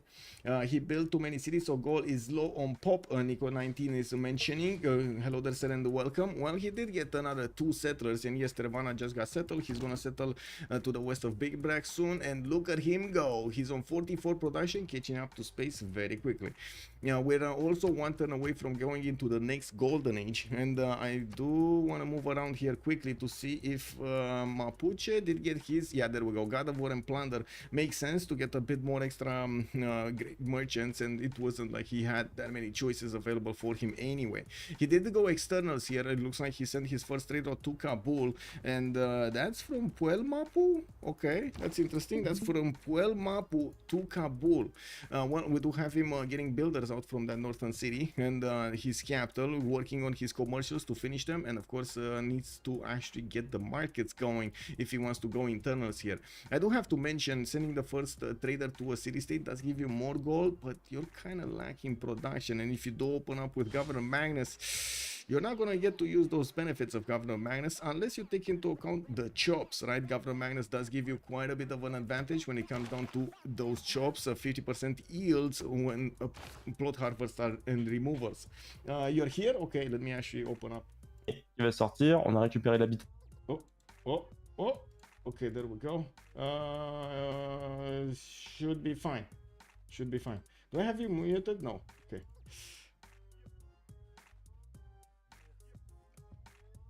Please mute me if you're streaming. Leech, bonsoir monsieur. Excusez-moi. Yeah, me too. Mute me if you're streaming. Hello, Michael. Why, hello there. Let me actually double check if you're being heard on stream. I hope everybody's hearing. I can hear you. I can hear myself on stream. Yeah? Okay. I can also hear your music in the Discord stream, by the way. Wait, really? That's weird. Yeah. That's kind of weird. Yeah. Sorry for that. Is it capturing your desktop audio? I guess so. That's kind of weird. Yeah. I can hear your tunes. Yeah. Shan, they're not playing on beta. They're playing on the previous version of BBG. That's 5.8.1. Now, what do you think about the game now, Cisco? Okay. We're jumping into this. The meta's quite balanced at the moment. I think it's a little bit stale. We've been on this for a while now. But the beta's looking pretty saucy over there. I think the devs have nearly finished, or I think they have finished coding it. We're just waiting for the CWC to finish. Yes, although I did see there were like 4 versions, right? They got to the D option. They went Yes. A, B, C, D, and Yep. there were quite a few of them that they were with question marks. They didn't know if they should add them to the final version or not. So I would imagine we're gonna see a few more changes in the next week or sure. so. Yeah. Yeah, yep. I don't think the final change list has been fully proposed yet. I would have to go and check, but yeah. Yeah. There's some nice reworks coming in, but I'm very surprised HOH didn't remap this map. I think they were hoping COC would use their remap token first. Yeah, but they didn't see think Mount that's my Roraima plan. or Pio Pio Tahi, did they? No. Oh man, COC did have quite a start in this one. I do want to quickly go through all of the Golden Age options because we just switched the era, so I think it's valuable to actually see this. We got Ben Golden Age, Pen Brush and Voice, 13 science, 14 science with 16 culture, 35 production, and 15 gold a turn. We do have Battery with a Pen Brush and Voice Golden Age, and I do see 10 science with 23 culture, 25 gold a turn, building up those extra thuns. And of course, starting off on his commercials, and not to mention the markets for the internals. Magnus. We do have Jessica, 10 science and 23 culture, still on 3 cities, going for Audience Chamber. Doesn't have her 4th. Oh, she does have actually. The 4th doesn't have her 5th, I guess. Yeah, no 5th. And she's building up an early encampment over here. She's definitely worried about Persia being to the north, and she wants to guarantee a general, especially since Mongolia starting off so quickly with the encampments here. We got Rage, also 10 science and 30 culture on Ambiotics, already 5 cities, and we were watching how his production is catching up to the others. He went from 20 something, 24 production to like 57 in a matter of 4 turns or something. Finishing up his... Yeah, Opidums, man, +6 Opidums. Pop soon. It's gonna pop soon. And look at the +7 he put the government. Oh my god, yes, he's definitely gonna explode. We do have Marius BW also with 14 science and 19 culture on Simon Bolivar, and yes, I do see he's gonna have 4 cities, 5 city soon with Pingala and Campus opener. He's going a little bit more towards war. Actually, this is the war start, right? He's not going for Magnus internals. He's opening up with Moksha for the culture. He's going for Pingala in the second one, kind of rushing both culture and the science at the same time. And well, yeah, he does have target, right? Mapuche is going to be to his west side. He does have target. It's not a nice push though. Yeah, no, those chokes not nice with the volcano as well.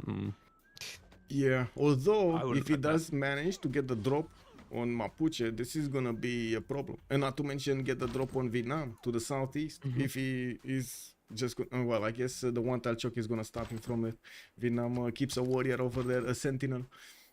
Is there only one science city state in the game? It looks like there is down in the south. Yeah, Mitla. Yeah, and I think only the one team has seen it, no?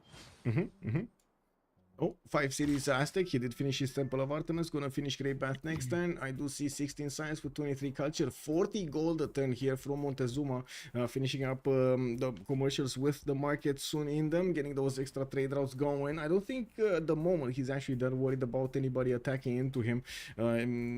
I do see him actually keeping 2 Eagle Warriors next to Mapuche. He might take a warrior here. He might actually take a builder back. Yeah. Rebuilder. Yeah.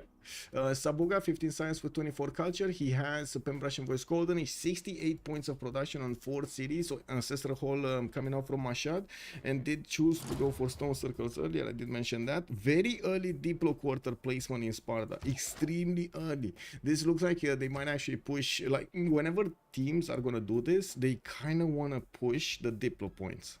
And this is a bit... It's a win con, hey? They've got to cover the angle early, and it's quite a critical one to get on top of early, actually. Yeah, I mean, it's 33, turned 33, and he's going to get it to 38 and 37. But the way you look at that city is, what else would you place in that city right now, other than a commercial? I think he's done the right thing in placing that early and getting it down, getting it done. Yep.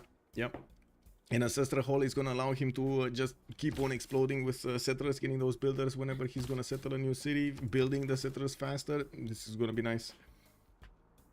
Looking at 19, I did notice 14 science and 27 culture. Opener with Magnus in the city of Choir. He did get the first general out, and I do see Japan did scout this out.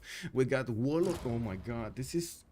Okay, so he doesn't really have target, but he's playing it like he has a target.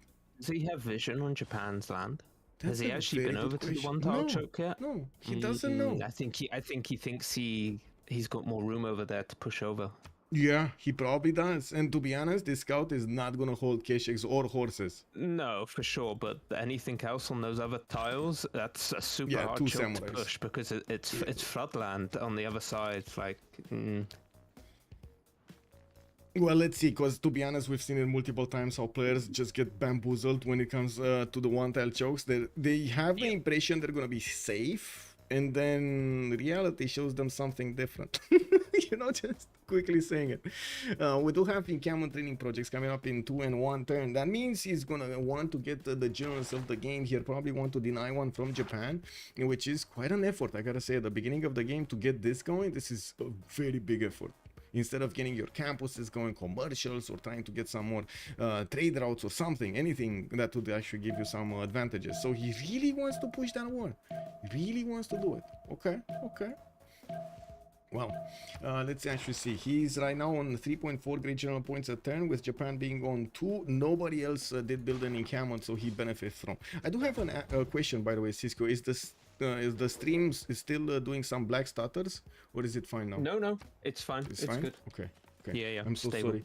After the Windows update, for some reason, it started stuttering whenever I stream on Discord. That's the problem. Like, whenever I stream on Discord, it starts stuttering. I don't know why. Anyway. Interesting. Might be a prioritization kind of thing that I need to fix. Yeah. It might be to do with the Discord servers, if I'm honest with you. Might be They that haven't too. been the best this year. I mean, a lot better than last year, you know? Yeah. Like The last mobile year. app is absolutely pants, I do have to say. Since they updated the UI on the mobile app, they've gone back like 10 years. Okay. I do see Warlord's Throne is also going to be the choice of Mapuche for his unique government plaza building of the first kind. He is going to get some archers on the right side to help him defend, and still no encampment from him. Still no encampment. He's going. How's his appeal on his land? He's working on it. I see he's chopping some tiles. Well, Okay, I he's got mean, some first of okay all, it's appeal this one. to the north. Yeah, to the yeah, north is nice. Yeah. He's actually gonna get the Shemamus going. The 2-2-3s are already built. I'm also pretty sure he's gonna want to take Kabul. Like his forces are. He hasn't built a road for no reason. Yeah. That's a quick take out of two, 3 horses. Unless it builds horse. I do also notice he didn't quite put a lot of working government magnets, not a lot of titles. We do have Moksha already establishing Wentemapu and Pingala establishing Wentemapu. That means he didn't get the 2 and the second and the third one in Magnus. There's no way. Let's see, Vietnam did get this awesomeness on Pio Tahi. This is just incredible. Yeah, I was very lucky that he scouted that before the remap turn, if I'm honest with you. I think the remap might have been looked at a little bit differently if they didn't see that. True. Although I'm pretty sure they wanted Ben over there to have that Mount Roraima. And what's the continent splits like? Are they bad. okay for amenities as a team, or? Let's actually see as a whole team. So Varinga City is going to be taken out by Gran Colombia. Let's see. We're taking it from the right? Because we're on Marius here. So it's going to be Red Continent, Montezuma. It's gonna be White Continent. That's the second one. We got the Nader Shah over here between red and white, so they basically still have 2. And Genghis Khan is gonna be on the green one, so he's gonna have one. He's got one. Okay, so they have 3. That's okay. On Ambiorix, we got 2, red and green. Split con, yeah. Mapuche is gonna be on the red one, but he has access to the white one, and I'm pretty sure he's gonna settle at least this city. At the top as well. He has a potential. Yeah, that's an insane city. He has the potential to get on another continent as well. Right. That's his own continent.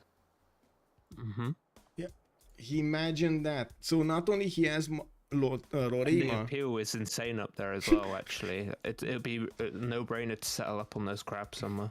Yeah, not too many resources though. I do see a city that's gonna give him like 3 different ones: mercury, coffee, and tobacco. But he doesn't get extras to give to his allies. That might be a bit of a, but you know, it is what it is. You gotta do what you gotta do.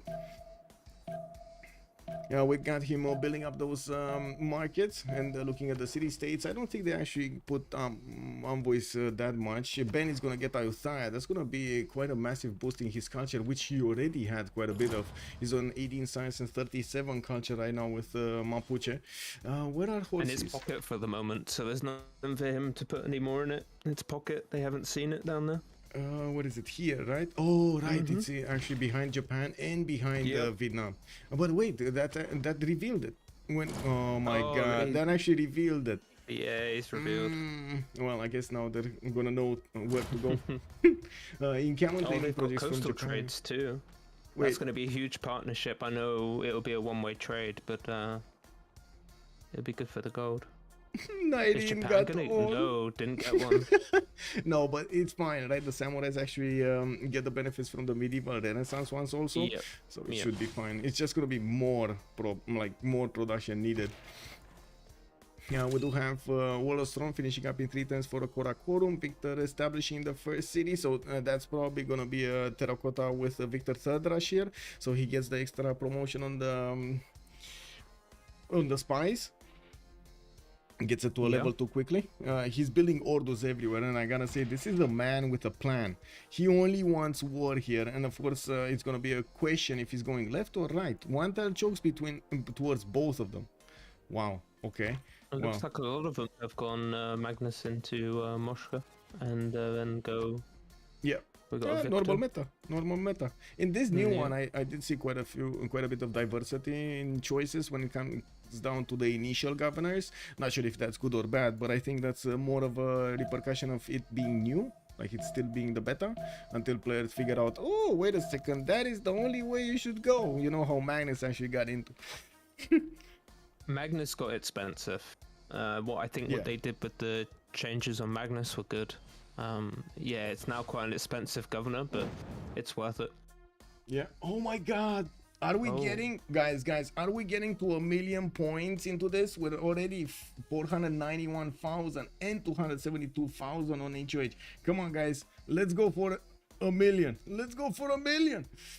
Yeah, that's why you can pre-chop districts like MTQ, chop and place district through. What is it good for? Civ streams and Sasso. Yes, sir. I'd like to see Mongolia go left, shipbuilding and castle rush.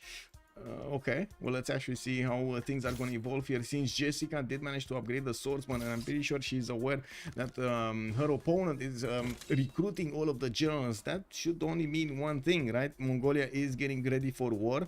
There's no other reason you're actually going to do this much of a sacrifice to try to get that going. It would make more sense for Mongolia to go up to Gaul. I know that Rage has a lot of production, but the land's more favorable. Oh, you say that, but man, until he actually gets a mountain tunnel, I don't know about this. Look at this mountain Rage. Yeah, but he'll get the troops through that choke. Like, The I don't one-time see choke. Rage Yeah, bringing yeah. down people to cover this, you know? True. Well, it's a question, a bit of a question mark where Naidin is gonna go, because he doesn't know about the east and he doesn't know about the west. Check this out. He doesn't know about this. Oh, he just knows. know. Yeah, he just knows about the gypsum. And to the west side, he doesn't actually know that's a one tile choke and there's no land here in the south. He doesn't know. Look. Oh my. This might be a bit of a problem. Anyway, another encampment training project. Wait, what? He actually wants more. So wait, is he actually gonna deny everything from Japan? Is he? Wow, is he mad? I can't believe this. This is so much production being deployed on those generals. Yeah. There I we go. think He he's got doing another it one. for other parts of the map as well. Hey, he doesn't want. Mapuche? I mean, Gran Colombia already has it. His commandant general, he gets right? it. Yeah. Yeah, and Mapuche is not even putting the card on, so he's not gonna get the points. I wouldn't imagine he's actually gonna try to get 75 points Not with the card. soon. No. Yeah, we got some horses taking Vergan City. They are exploring the east side. This was one thing that I did mention earlier. It's gonna be extremely painful for Persia to actually connect his economy with Gran Colombia. Oh yeah. Anyway, it looks like Persia. Yeah, they're taking Hong Kong and they're gonna use that city. We got the holy site from Bakhtri. Stone circles, okay. More settlers. He did actually finish his ancestral hall, so now he's just gonna spam out cities over here. And it looks like Sabuga is gonna get his choice. He's gonna sim to win. I think so. Yeah, he's very free sim up here. He's got some good land too. And did he, because of the Diplo quarter, can we assume he actually wants to go for Diplo here? He wants to get those he's put down wonders. the holy site. Hey, I can, yeah. Yeah, He's put down Mahapuri the holy Temple, site. Yeah. Statue of Liberty in the Gulf of Oman. We got maybe Potala Palace next to the mountains, and he needs a lot of culture. And I'm pretty sure he's gonna start getting it. We do have Or he could do Marius. statue at Hong Kong if he wanted to as well. Yeah. Marius is gonna get so fast on courses, 46 science and 30 culture. While I do notice Trinda is barely on 15, we definitely do see the markets and the production starting to be with Trinda here. Although Marius is on 60, he's not actually that far behind. So this might be a course push against somebody. Yeah. Oh, look at this. Look at this. He's actually getting those horses through the one tile choke, trying to get to Vietnam here. Trinda only has a single archer. MayTFT has joined the round table. MayTFT, thank you so much for the follow, sir, and welcome. The Hong Kong city placement is cool. Yes, sir. Nuclear Anchor, good evening, sir, and welcome. It's overall not a great target, but I mean, he kind of has to go for either him or Japan, or else they seem to win. Yes, I'm pretty sure they need to pressure Japan here. They just cannot let her do whatever she wants. Although she did manage to get a general very good, and she's starting to put down those campuses. I'm very surprised about the placement. Not gonna lie, I'm very surprised about the placement. Didn't she want it here? It'll come from the other city there, I think. Yeah, I guess so. Well, it is what it is. I was expecting the government plaza to be a bit differently. Anyway, it's fine. We do have the harbors getting that extra adjacency, and of course, she's getting the +6 campus in Tokyo. Just, you know, casually getting a +6 campus. Oh, we made it to 1 million points. We made it? Wait, we made it to 1 million? I believe so.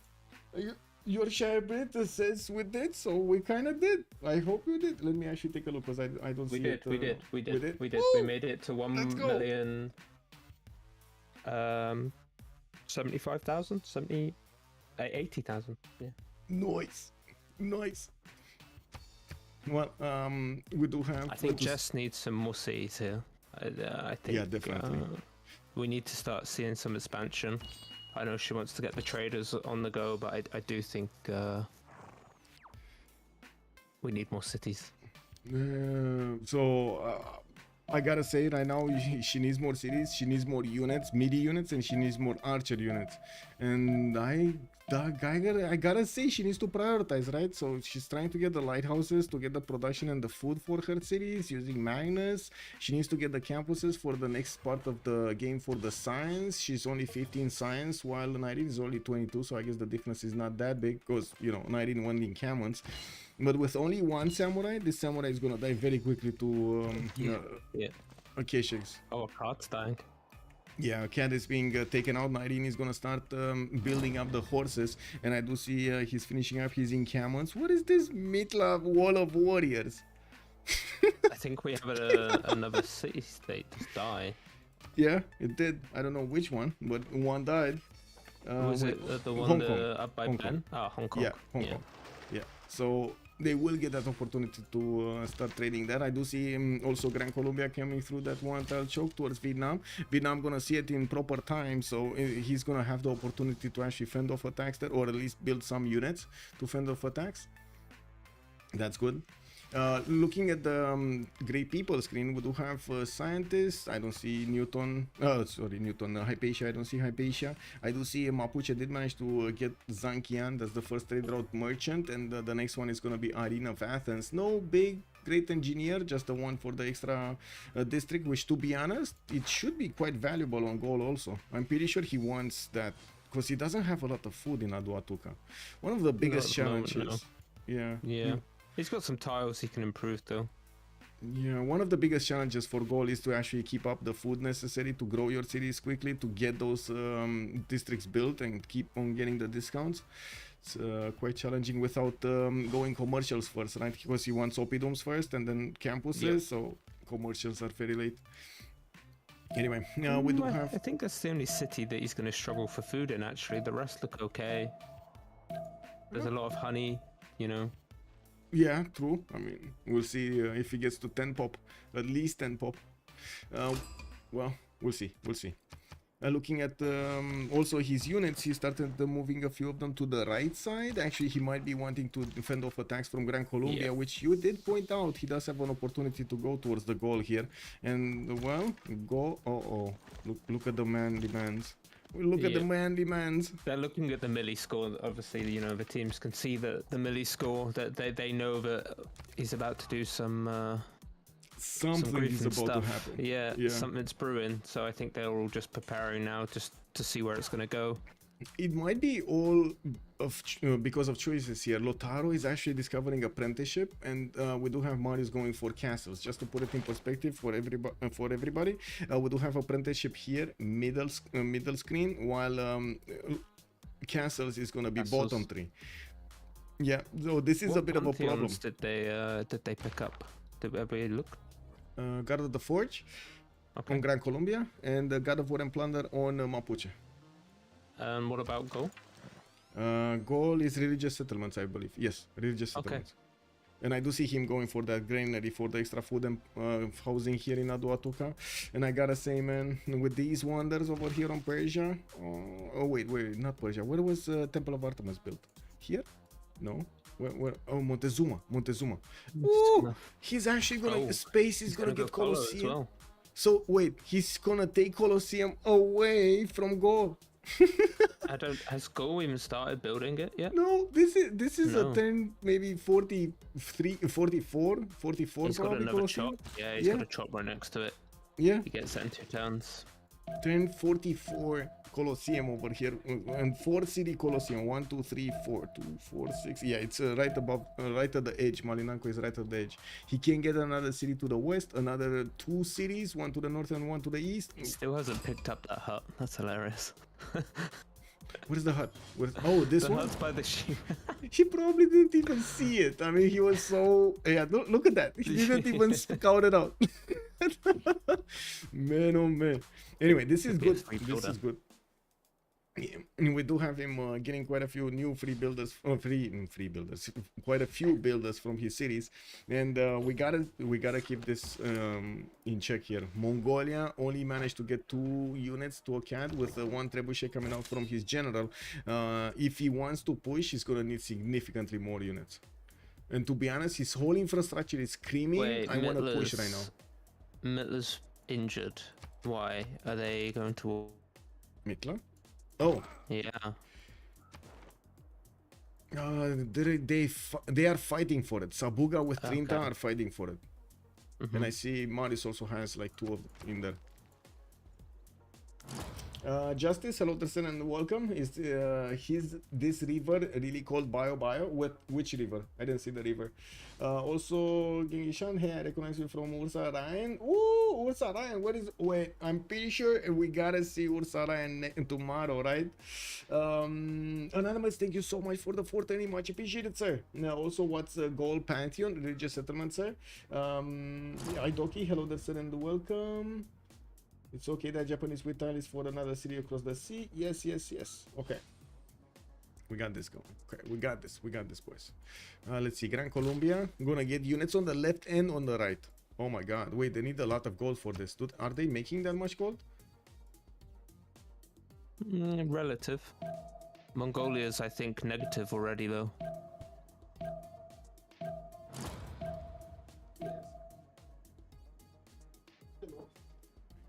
Oh. Michael has disappeared.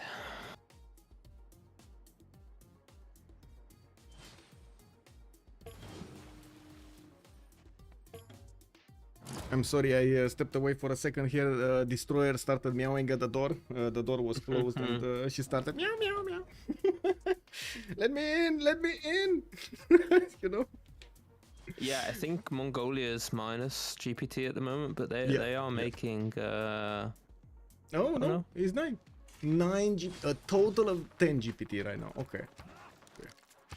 Anyway, I do see 65 gold on space, 52 on Sabugas, and I do notice on COC we do have a lot more.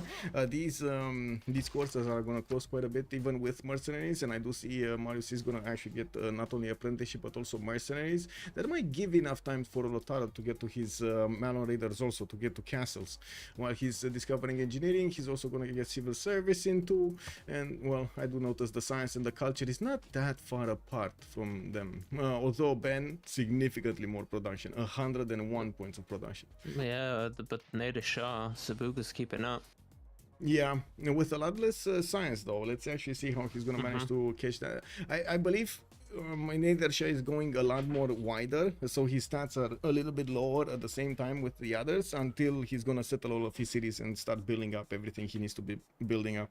So He wants to go wide early, get to the Diplo wonders, and then focus on them. Yeah. Also, Aztec has a unique arena, not unthinkable. He'd build it for the Eras course anyway, and yeah, exactly. Afterwards, it might just be natural to get his Colosseum going, and there we go. We see it finished. 1044 Colosseum. Audience chamber coming in. He's gonna get quite a few amenities. I do see new settlers are coming around. I think it finished last turn. I think he got it turn 33. Okay. Okay, I mean, it might be, but I kind of doubt it because I don't think there was enough movement on the builder. Like if he had 3 movement, maybe, but I don't think he had. Also, she just wants to see Monty steal the colorful of goal. Exactly. Also, all triangle. Hello there, sir, and welcome. Kitty and become death, the destroyer of doors. I mean, to be honest, you're not wrong. You should see what she did to the door outside. Man, have you ever seen a cat actually climbing on the edge of the door until the top of the door? Like literally, yeah, just we've got 2 cats that live outside. We built them a cattery and they are nuts. They got like hammocks in there and whatnot. They are absolutely crazy. Oh man, I need to get They some of climb those along the for roof like have you seen that Simpsons episode about Spider Pig? It's like Spider Cat. They just like climb along the roof. They're crazy. Oh man, I didn't see it. I only remember coming down to pigs. I only remember the South Park one. What was it, Man Pig or something? Yeah. We do have Oracle in 2 turns from Aduatuca. Rage did recruit B Sheng, and I do notice the next one is James St. George, so he's not going to get a good one. He's not going to get one for, well, not early at least. Great Library also getting built from Bibrax. I gotta point out he didn't actually put down an entertainment complex anywhere, so not only he was quite late of getting it, but he's considering not getting it anyway. At least the entertainment complex for the amenities. What are they looking like on the era scores? And how far are we from era? Quite far away actually, but let's see. 7 turns. Whoa, this actually was fast. Ooh, this was fast. Amani in Caracas, 1, 2, 3, 4, 5 of these horses to the west side. No Grand Commandant General here. Looks like he moved it east side, so this is where he's gonna prioritize getting that going. And I would imagine he's actually gonna go through this. Oh my god. Okay, this might be a problem. Brendan needs to start building units after these settlers pop. Yeah. I mean, this is the moment when I would really wish I had the option on Twitch to set up a second prediction and ask chat is if Trinda is gonna get caught with his pants down. I don't think so. I think he'll get units out. It really depends how far he forward settles these cities to if he's going to lose them or not. Because there's still quite a way around to go with those units. Yeah. And I don't think they've got the gold at the moment to upgrade him. I know he has mercenaries, and I see they're banking gold, but... Yeah, not enough gold. Not enough gold, I agree. And that's probably why he's starting to prioritize over here. Not to mention he's probably waiting also for the second one. Oh, there we go. We got the coursers upgraded. Only 6 of them. It's like what, 64 each? So it's gonna be quite a bit of gold needed. They should have enough for this upgrade. Let's see on Mongolia. So he's starting to figure out what's going on here. He sent one of his horses, and I do also notice Japan did send a quadrim to help he sent some south too. There's 2 gone south. Yeah. Oh, these are gonna go through. These are actually gonna go through. There was a samurai, but a bit late to the party. And I hear a lot of upgrades. Do you hear those up? Oh my god, he upgraded, bro, both sides. He upgraded west and east. This might be a defensive upgrade from Mapuche. And wait a second, is Mapuche getting invaded by Kabul? He didn't go early enough. That's gonna build wall soon. Oh man, honestly I was expecting he's gonna take out Kabul, right? He didn't have a city state, so I was thinking he's actually gonna get an extra city center here from the north. But no, he's actually getting pushed by Kabul in the city of Willy Mapu. His horses are taking quite a bit of a punishment there. Anyway, now we do have a few horses from Mapuche deployed to the west side, and I would imagine he is looking very angry at space, which to be honest doesn't seem like he's gonna give any kind of chance to Mapuche to get into his land. Look at the beautiful line of eagle warriors and swordsmen that he's gonna get here. Beautiful. Yeah, it's not a favorable land to push either with those river network like that. Yeah, and I really love that he's getting this semicircle done. Basically, whatever you do, you're gonna get how to say, you're gonna be in a rough spot if you're attacking. Yep. This reminds me of Hannibal Barca's strategy that was used to defeat a large Roman army in open land. Unbelievable what he did over there with his strategy. How many amenities has Aztec got? Have they started giving them to him? Let's see. Aztec and an opponent. Let's see who's his opponent. This +3. He's on +3. Okay. Yeah, but I mean Mapuche already has the +5 going. He's gonna get a holy site here from Puelo Mapu, and I do notice he's deploying quite a few more units to the east side. This time around he's actually gonna get to fend off attacks for a while longer there. We do have Vietnam also getting poked. He's getting pushed out by the coasters of Gran Colombia. While Gran Colombia started moving his units towards the choke point, we're going to need to see if Vietnam is going to get his units out. I don't see him building them, but of course right now he's still needing to settle his cities and get everything going. Stirrups next turn for the big Genghis Khan. I don't think they've got the gold though, have they?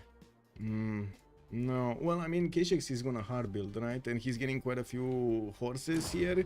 I would imagine he's gonna try to hard build also his knights. That's why he got all of this infrastructure. Yeah. Oh, he is going through the choke. Oh my god! I thought he would. Oh, he's seen that the other choke just isn't favorable. Oh, and wait they're a second. They're looking at goals, milli score, and thinking. This guy can be pushed. They know where goals military is, huh? They know it's watching the other choke. Yeah. The thing is, there is a scout here. I do want to point out, Gold does have a forward scout that he is keeping eye on all of this. So yeah, at least that. Just give me a second while we're watching what Mongolia is doing, or let me leave the screen here. Gran Colombia gonna just ignore the archer? Can you imagine how bad? Just avoid. Do you imagine how bad that archer feels? So like ignored over there. An enemy army just passing next to him. Get caught out here. What's Trinda's production? Let me see. Trinda is on 94 points of production. Not that big. I mean, we do have Marius on 87. Yeah, 24 sides and also come at him. Yeah, well, I mean, units, knights at least, should be coming out soon with heavy chariots. I would imagine he's not far away, 5 turns away from... Oh, 5 turns might be a long time, to be honest, because these courses are very fast. These like 6 movement courses, and that's not even like they have so much speed. Anyway, I do want to go and close the door, or check if the door is closed so the cat doesn't actually get to interact with the other cat, because that's going to be a bit of a drama over here on the stream. Just give me 30 seconds.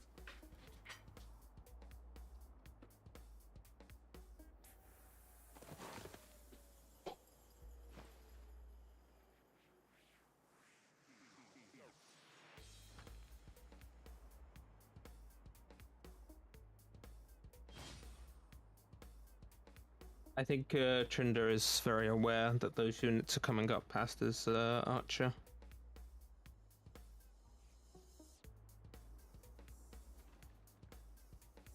There we go. There we go. But I assume he will be monitoring it since that archer has been moving up the choke point. Yes. Yes, sir. Yeah, that's what I Yeah. Oh, sorry. kind of said.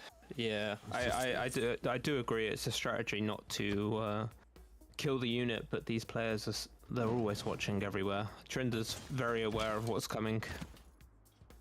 Oh yeah, and look at Marius getting in there with the first heavy chariot, 2 heavy chariots already. Okay, 3, 4. Okay, he's getting quite a few units, so might be a bit of an issue here on Danang, but I'm pretty sure he's gonna chop the walls and should be fine.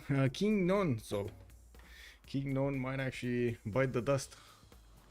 This is gonna be an issue for Trinda. Whatever happens here actually is gonna be an issue because he's forced to deviate from his original plan of simming and start getting units, which is gonna force him to get the technology he doesn't want to, and also invest quite a bit of production and time into getting these heavy chariots out, his units out.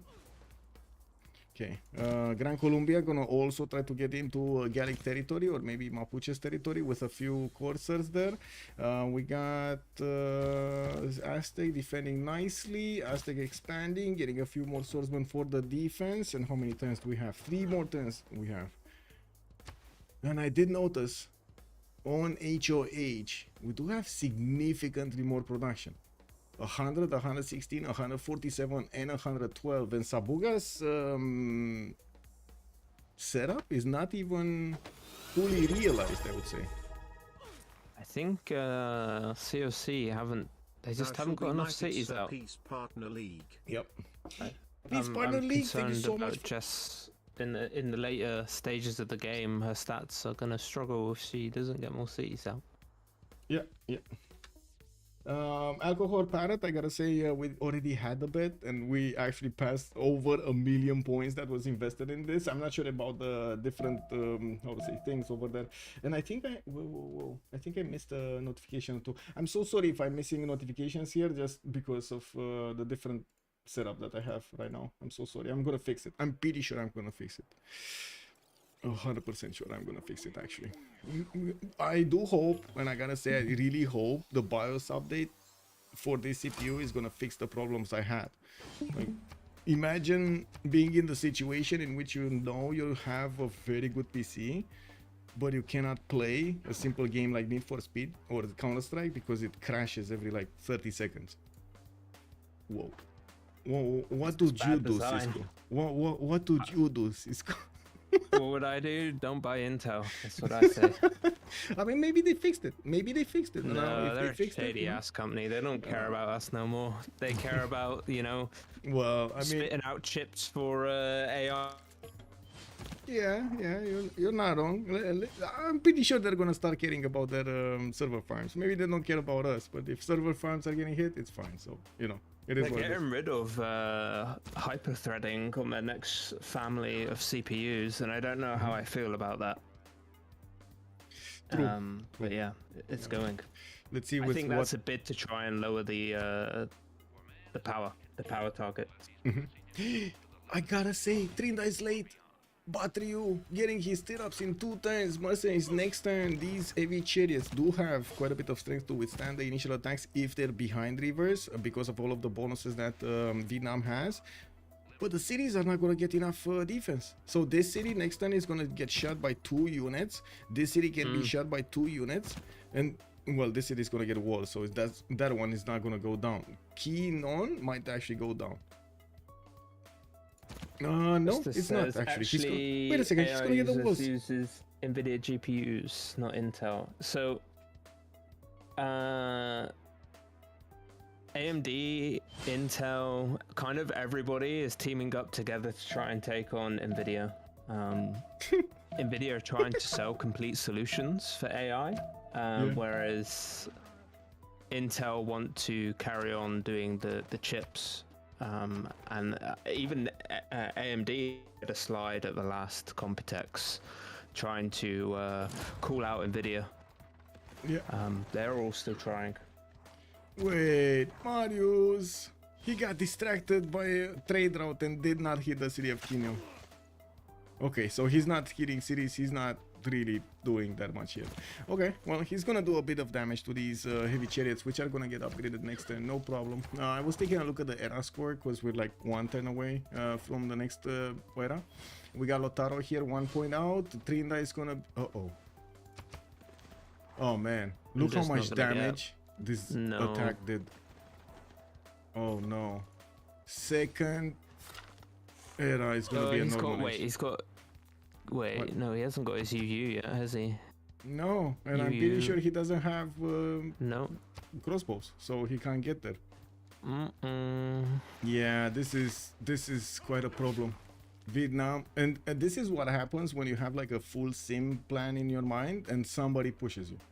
This is exactly what plan, especially if you leave all of your era score to be had in like the last 5 turns of the era or something, and exactly then somebody pushes you.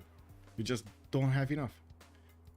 He's effectively done his job, hey, just sending those 6 coursers over. Oh yeah, Gran Colombia for sure. Yeah. Tapped out Trinda for 20 tons, you know. It's going to really hurt Trinda not having a second golden age. Yeah, force Mapuche, force the gold to upgrade. Gran Colombia might actually take a city from gold. Hey, look at this. Terracotta Army actually got built in Aduatuca. This is big. It got taken away from Genghis. Okay, well, what is Genghis gonna do? It looks like he's invading Gaul. Oh my god. Oh my god. We got so many Keshiks coming around. Military engineer building the pathways there, and he's gonna get so fast through these hills if he gets the road. Hey, yeah, you did. I said he would go here instead of Jessica. The lands. It is a longer route, but it's more favorable once he gets in there. Yeah, I do have to mention he can micromanage this military engineer and actually only get the roads when they make a difference, right? So across like rivers, on hills, for example, but not on the flatlands. He doesn't really need to build them on the flatlands. The later routes do give you a bit more, but not right now. Anyway, so what do we have here? What did they get? Golden, golden, normal, golden, golden, golden. So I guess it was a sacrifice for a sacrifice. Simon Bolivar with Trinda both actually got normal ages. Okay. A bit flipped in the stats. 75 science versus 34. 72 culture versus 33, because why not? Okay, what is happening here? Nothing much. I can't really say there's much happening here. We got some heavy chariots that are gonna die. Have a little look at Jess's land, see if she's expanding yet. 4 cities got the Stonehenge. That means 2 religions. Japan got Zementation with Defender, and Persia did get Jesuit education to buy the campus and the theater square buildings with faith. Not only that, but also tithe. That will add a bit more gold per turn on Sabuga's cities. He's already on 2, 4, 6, 8, 10 cities, by the way. Nadersha is on 10 cities. He's the biggest one yet right now. And I gotta point out, look at the city count from COC, 7, 4, 6, 5. And look at the other side. We got 6, 9, 10, and 6. Yeah. And 3 times. They've really let their free simmers grow, haven't they? Yeah. Is this the problem? Is this Gran Colombia effect over here? I guess it is. It's the Wrecking Ball effect, right? They needed to build quite a few armies on every side that Gran Colombia had a border with, so they can actually stop this from happening. Again, Gran Colombia with only 2 coursers is forcing Gaul to dedicate more production towards stuff that he doesn't want. Yeah. I think Rage and Ben have expanded okay, and so has Trinda. I just feel, I think Jess was in a position to go a bit. Really think it's going to punish her for the rest of the game now. It might be. I see Mapuche is also going to take a bull finally, and I gotta synchronize here with Liege. Just give me a second. This, and we're going to have a quick pause of 2 minutes. Okay. Go take another green tea.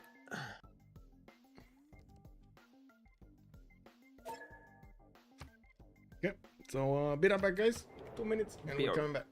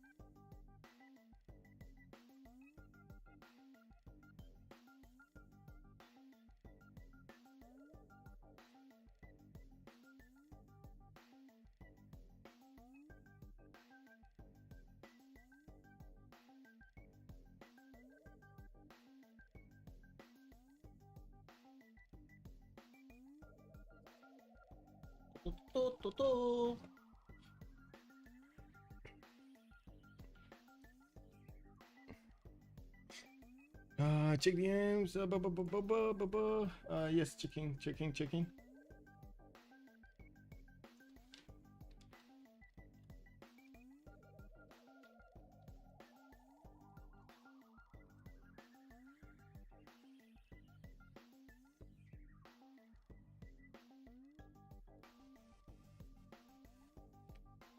Sona Civ.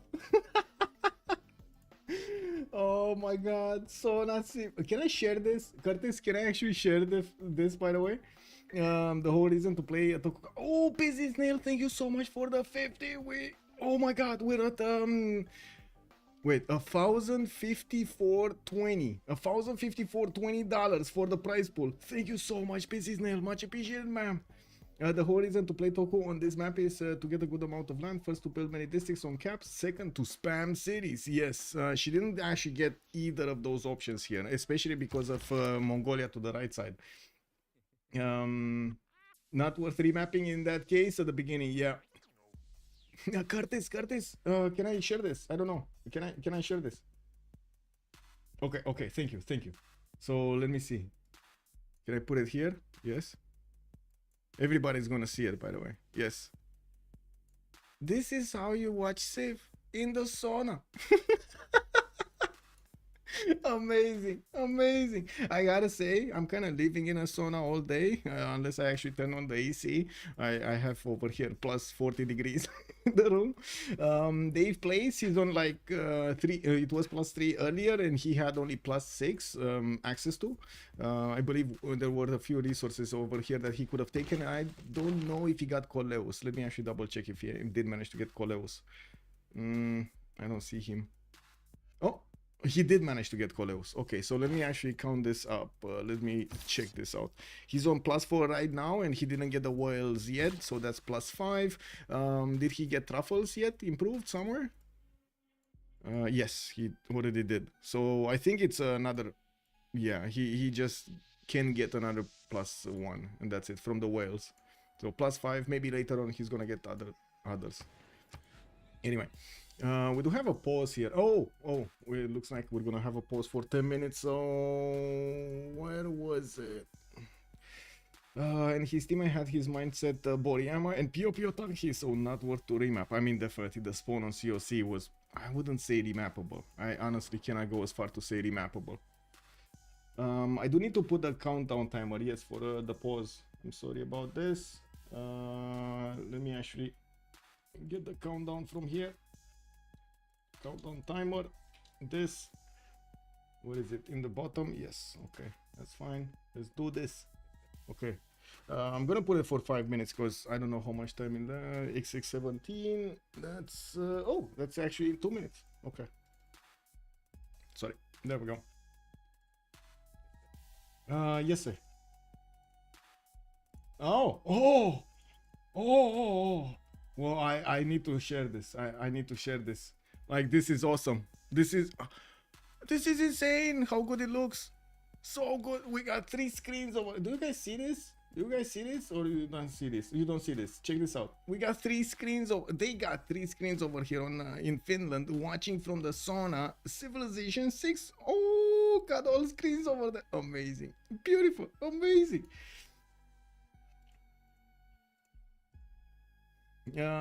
Pause is only for 2 minutes. Yes. I think I actually didn't put this aligned, right? Yeah, there we go. I need to align it. Nice setup. I'm flying to. He did show us. Tell commander it's 3 degrees. 3 degrees. Yeah. Nico 19M also hello there, sir.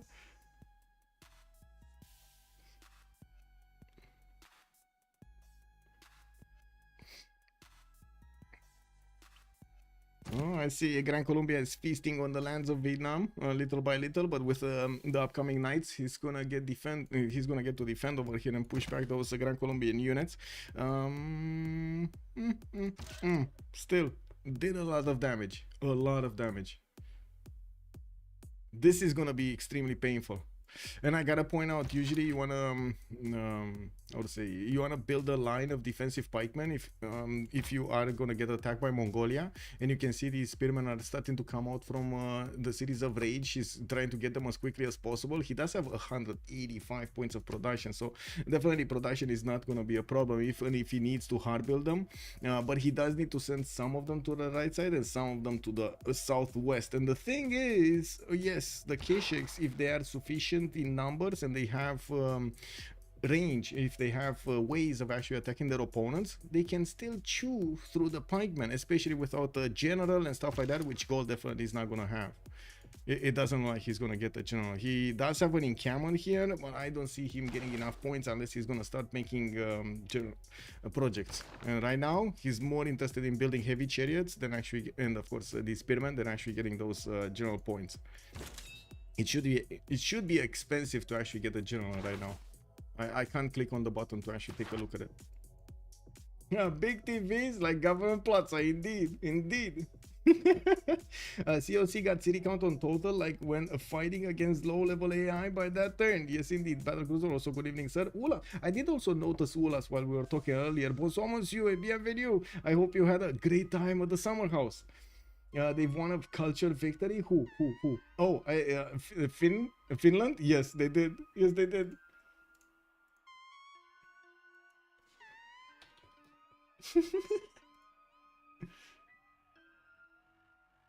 What was the outcome of the Congress? Do we know? Not right now, no. Okay.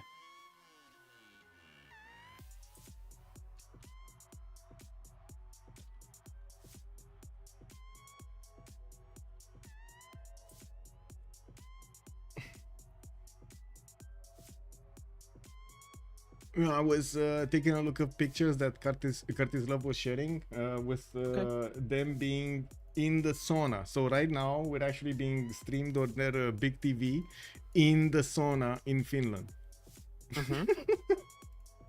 I have a friend in France that's kind of got that set up. We watch movies while in the sauna. It passes the time.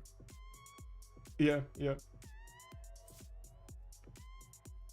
Did we see what's going up in Maris's land? Has he started to build any of the Diplo wonders? 1 second. Was ticking off the countdown timer in whose land? Aztec? Yeah. Aztec. So he's going for the theater squares. No, not Aztec. In Persia's land, Sabuga's land. Sorry. Yes. No, he actually even chopped the possible Mahabodhi temple. Okay. The forest. Oh, that's a big wolf. That's a big wolf. Oh well, there's no What way he's religion gonna did he get it pick done. up? Just out of curiosity. Jesuit education with tithe. Okay. So, Okay. Yeah, he's gonna get to buy out a few. Well, I mean, he doesn't have moksha in that city center, and the religion is gonna spread extremely slowly to the other ones. He's getting a few missionaries to start that up. He hasn't invested in Moscow yet, so there's still potential. Yeah. Well, with the missionaries, he's gonna start converting these cities quickly, and I do notice. I mean, I guess we kind of know that Golden Age options. Free inquiry on Lotaro with 100 science and something culture, 48 culture. We got Trinda with 34 and 71, but his normal age. Jessica is 100 with 53, and she's in a free inquiry Golden Age. Makes sense. Rage is 60 and 80. Really need with to a move Penpasha that voice. pause menu down further. Yeah, that would be amazing. Like just a few pixels to the bottom. And to Yeah, I will move it. Okay, that would be amazing. Thank you. Marius is going for the normal age, space, free inquiry, golden age, 78 science, 63 culture with 151 production. We got Sabuga, 97 science, 41 culture, free inquiry, golden age, 188 points of production here on Nader okay. Nareen, 116 points of production, 43 science, 55 culture. I mean, this is kind of what he needs. It's not much of anything else that he needs, right? He's just pumping out Keshiks right now. He's becoming Keshik factory. He doesn't need to do anything else for the rest of the game. He just needs to go and disrupt other people's games now, huh? Yeah, basically. And I gotta point out, there is no simmer. There's no... There is no sim. No. A civilization from COC that is allowed to sim. Like Persia, for example. Persia is never going to be attacked here. Who's going to attack Persia? Persia's gonna clean up at helicopters when he gets there. Yeah, and Mongolia is putting pressure on Japan, slowly getting those Shikeseks in is going to allow him to do the damage against the samurais. Yeah, we do have him pushing on the east side, trying to take out Gaul. Gaul was kind of free sim, but he's not going to be free sim anymore. This is going to be so punishing here. I do have to point out Jessica's 130 science is good right now. 131 science. And she just had a couple more cities. I know she's got 2 walking. That number would be huge. Yeah, yeah. Oh well. Anyway, I do see external trade routes being sent towards Vietnam. Vietnam did finally send the city east side. Vietnam did also finish almost with the Grand Colombian attack, but that was still very punishing. There's so many of these heavy chariots and knights that need to be built. That's an interesting thing as well. Is how many cities does he have on the coast? There, Who? Trinder, just one. Okay. One. Yeah, well, 2 will track you if you take into account track you. Because they can now send he ships lost up a through settler. Hong Kong. He lost a settler. He deleted the settler. That This was one? always a concern, hey, when that was coming across. Yeah, he deleted the settler, so he's not taken. I'm pretty sure he had one being sent towards the right side, and he did. It was on the right star. Yeah. Weird that he didn't place it, but anyway, it is what it is. Let's take a look at the World Congress, because Streaming is asking 20% faster population growth, and Ambiorix definitely makes sense. He needs as much growth as possible. Oh, he sent it back. Not growing on Ambiorix, kick W. And he sent the settler back before the attack came. Okay. Oh, he sent it back? Okay. Yeah, he sent it back. So it's this one going south. It's this one. Okay. Yeah, makes sense. Is he gonna get? Yeah. He's gonna get to north of Iotha, and it's fine. Okay, good info. Style, thank you so much, by the way. Thank you. He didn't. His Marcus also Flavius. Thank you. Nico, he not lost. Okay, thank you. Goal is doing IZ projects. Red card. Oh man, Mongolia is already getting in there to feast on those tiles. The Kisheks are still not close enough though. He will need time to actually build the infrastructure with the military engineer to get those faster through the hills. Even if they do have like 5-6 movement, they're still kind of slow when it comes to hills. With Gran Colombia also moving in on the east side, it does look like Rage is gonna need to go into emergency mode here. I'm pretty sure Japan's in free inquiry. That's where Japan's science is coming from, and the trade routes. Niludinho, how Japan is dropping so much science just from trade routes? Yeah, it's internal trade routes for sure on Tokugawa. Although I'm pretty sure she's getting awesome She's campuses. in free ink as well. And She's free. definitely in free ink. Yeah, and free. Look at this campus. The campus is actually giving her more science than the harbor. Lol. Anyway, she did manage to get also mausoleum at Halicarnassus to give her a few more science and culture points, not to mention a bit of faith. And the Gavron Plaza is gonna build an intelligence agency soon. Okay, let's take it from Ben. Ben getting spies. He did manage to take Kabul. We do have a few more settlers coming around, and Gran Colombia is not gonna get to do something here. Doesn't look like he is interested in doing anything. Trinda 4373. He's gonna have a hard time to come back into this game, and we're going to need to see how he's gonna try to do that and manage to do that. Jessica with the talk. Rage 80 science 90 culture. He's getting pushed from both sides. It looks like he did just lose a horse, and we do see he traded actually a horse for a Mongolian one.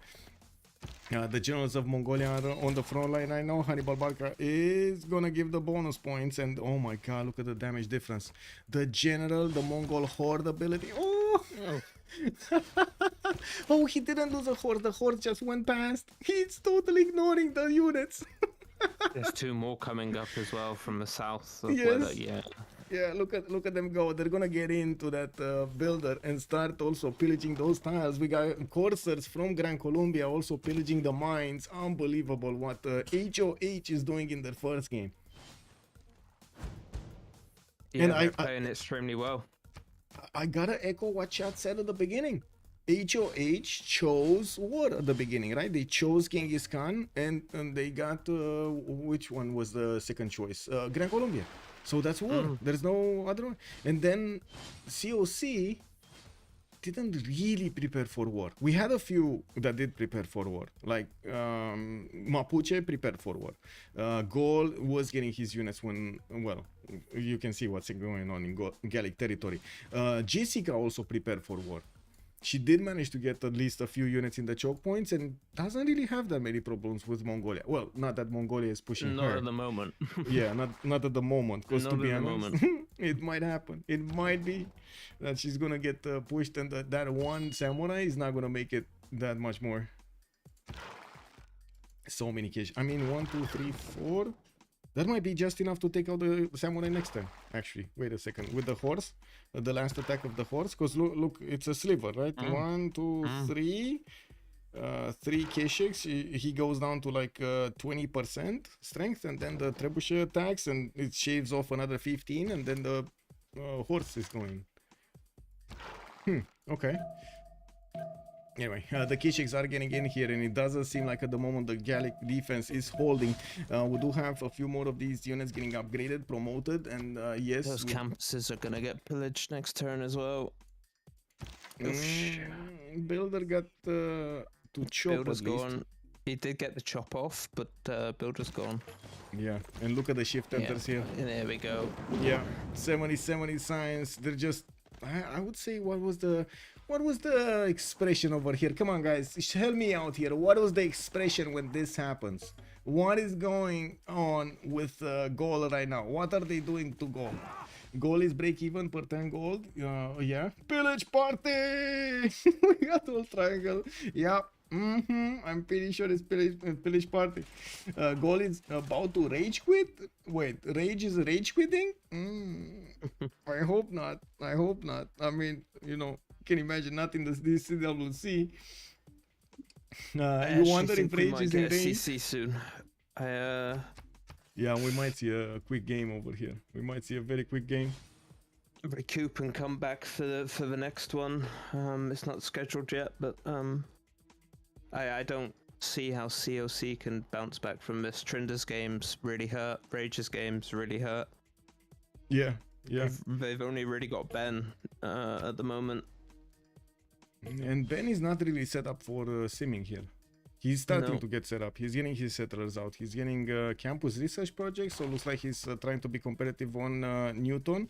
He's on 80 scientist points at the moment, and he's passing those. I do see also Gold did manage to pick up Isodor and Imhotep. Okay. We do have the next units of Grand Colombia starting to come around. Heavy chariots from his cities. He's gonna want to upgrade them into stirrup, into knights. And I do see Mapuche did send one of his spies towards the cities of Grand Colombia. He got it plugged in there, settled in nicely.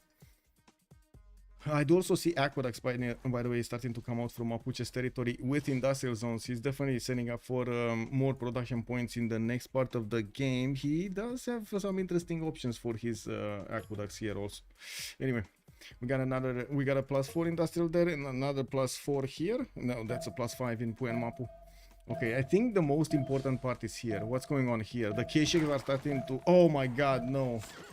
Look how much damage the Keshiks do to the pikemen. There is no way Rage is gonna defend this. We're not holding. Yeah. It's got too many horses in there, too many, you know, that they are scattered, but they can just keep a pillage party, you know? He's just working his way through his land, pillaging. Funding the next push from Grand Colombia. We got also Aztec that is about to take a builder from the Gesate. He has one Eagle Warrior there.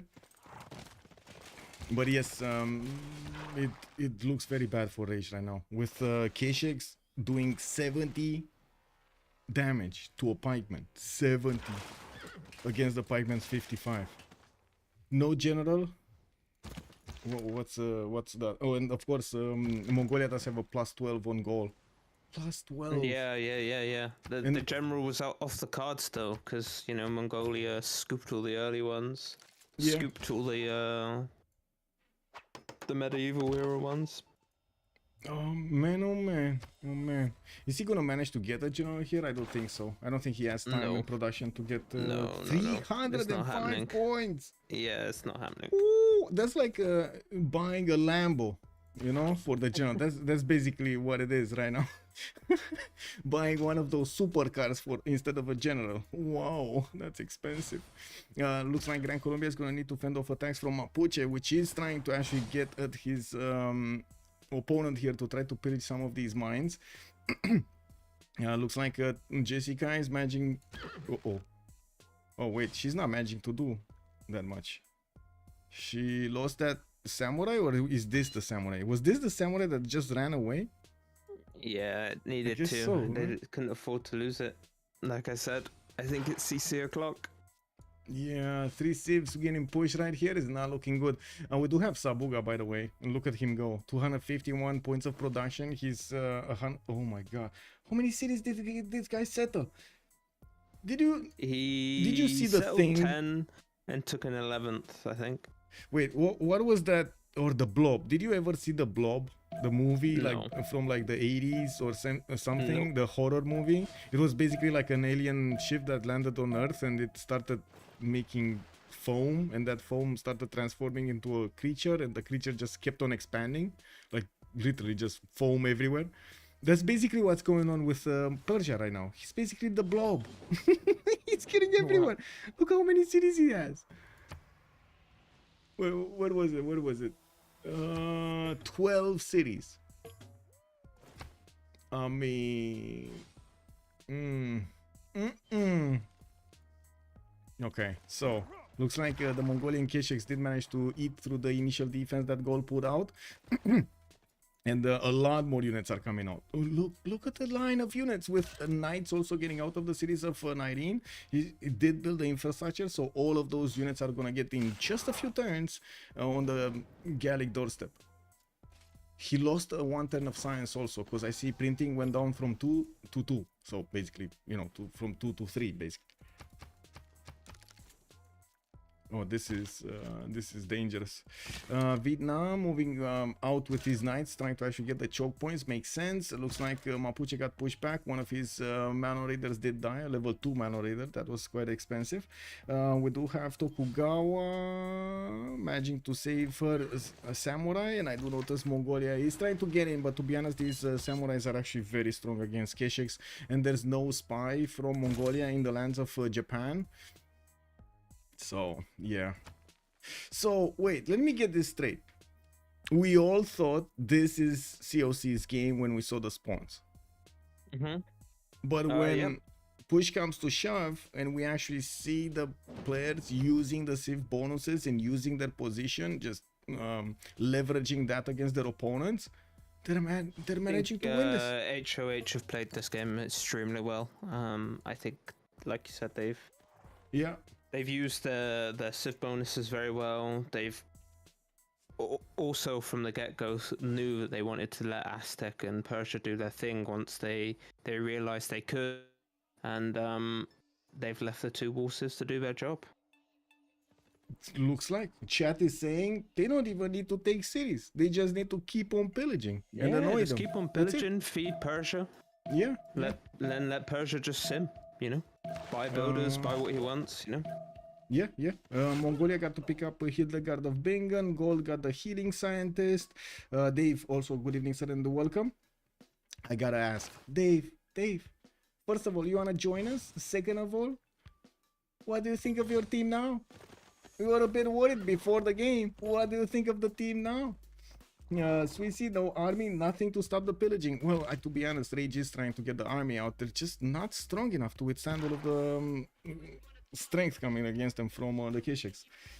Battlecruiser is also saying Jessica might do better settling. I mean, she is trying. She did manage to get 1, 2, 3 more cities on the west side. I didn't see an issue of where she settled. I just the time. The time is taken. Well, yeah. Like I said, she kind of needed to do them in a certain order. And unfortunately, sometimes the spawns just not favor a lot of options. The knights are coming. Yes, the knights from Mongolia are going east. Actually, one single night. Wait, what? One? Yeah, one single night. I was expecting more. So he's sending like half production left. I think he's going to send the knights to Jessica and finish her off. He's already done what he wanted to with Rage. He's pillaged. Like, look at this land. Look at Rage's land. It's so sad. The campuses, everything ruined. This is gonna take quite a bit of time to rebuild, and Rage is down to 65 science, 83 culture in a pen bashing voice gold, and he's barely getting his I'm surprised Ben didn't send a couple units down to speed this cleanup process up. Yeah, true. But to be honest, not even the Melon Raiders are strong enough to handle just horses from Mongolia, let alone like Kesheks and other stuff. I do see a decent amount of damage. Come on, let's not diss this. The chat was saying that they heavily disrespected HOH. Letting Persia just sit there and do their thing, I don't know. It was quite a far push from anyone, especially when the timings that HOH had were very early. You've got Grand Columba that really wants to go early at castles. Yeah. You've got followed them by Keshaks really early, but he did the right thing and went with horses first.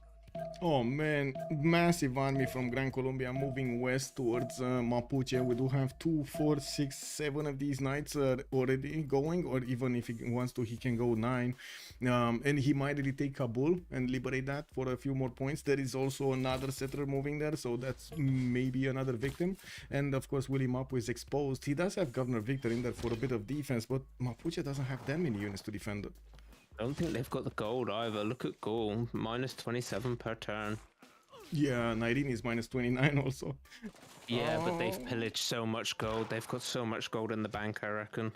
Yeah, they are investing, which is definitely good. And it does seem like gold did manage to tone down the extra advantages that Mongolia had from the Diplo.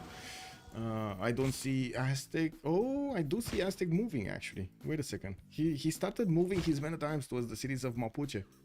They're going to attack both sides at the same time. Yeah, and that's really amazing. With the limited gold that they already have, I think that might be too much. Mapuche is in trouble too. I think Ben had to try and sim, and he's now being put in a position where he can't do that. Yeah. He might be too much. Oh, this is too much. Look at the knights coming with the general of the era. He isn't going to be able to get a general. And then you've got Aztec. What's Aztec's bonus now? He's got to be at least +5, +6. He should be +5. He's +4. Oligarchy Legacy also plugged in. Mm-hmm. He's getting the +5. The whales are getting out in 2 turns. Yeah. Actually, next turn, because the builder just needs to move, so it's next turn. What are these Gran Colombian units doing here? Just chilling? Okay. They're trying to get some pillages. Yeah. Also for an AC Gran coming up for Colombian space. units. No, they're not. They're just chilling. Yeah, they're just chilling. I don't know what they're doing. They just got levied from Gandhi probably in the turnover to get some points, and that's it. Yeah. I do want to mention, we've seen games that we thought that just, outright finished, and somehow they did manage to pull it back. Is this going to be one of those games, or really it's very hard to actually come back from this, near to impossible to come back? There's no coming back from this. Chat. What is chat thinking? Because I'm pretty sure. I don't think so. I think Ben's their last savior. Ben is about to be. Trinder, what's Trinder doing? How's Trinder recovered? Ben is fine. He got muskets. He's fine. He has at least 2 muskets in 9 months. He isn't fine from the other side. Oh yeah. I mean, Kabul is probably gonna die. Not gonna lie. But southwest, he should be fine from Aztec. Breyo, thank you so much for the follow. The round table. Wow, DPZ already calling 1-1. Also, wait, BlazeCat Games is saying the strongest strat I've noticed in teamers is one guy rolling multiple while someone else sims. Whoever has the most free simmers usually ends up on top. Only problem is if one of the Irel wars leads to a full kill, or if too many people on your team get Irel, then it backfires. That might be. Let's see if they can actually manage to keep that balance.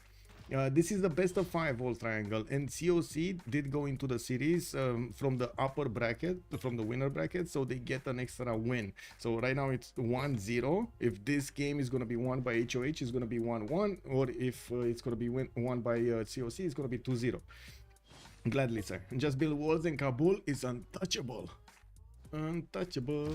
Let's actually see if Marius is gonna manage to get the drop here on Mapuche. To be honest, like thinking of walls when he's barely building a builder in 7 turns, or that's a 10-turn builder actually. That's a 5 production city. That's a 4 pop 5 production. How is it 5 production? Okay, so his mine got pillaged, never got rebuilt. He has a single 2-2, and he's probably working the deer with the T. That's why it's 5 production. The tiles are just giga bad. Yes, yes they are. Okay, here.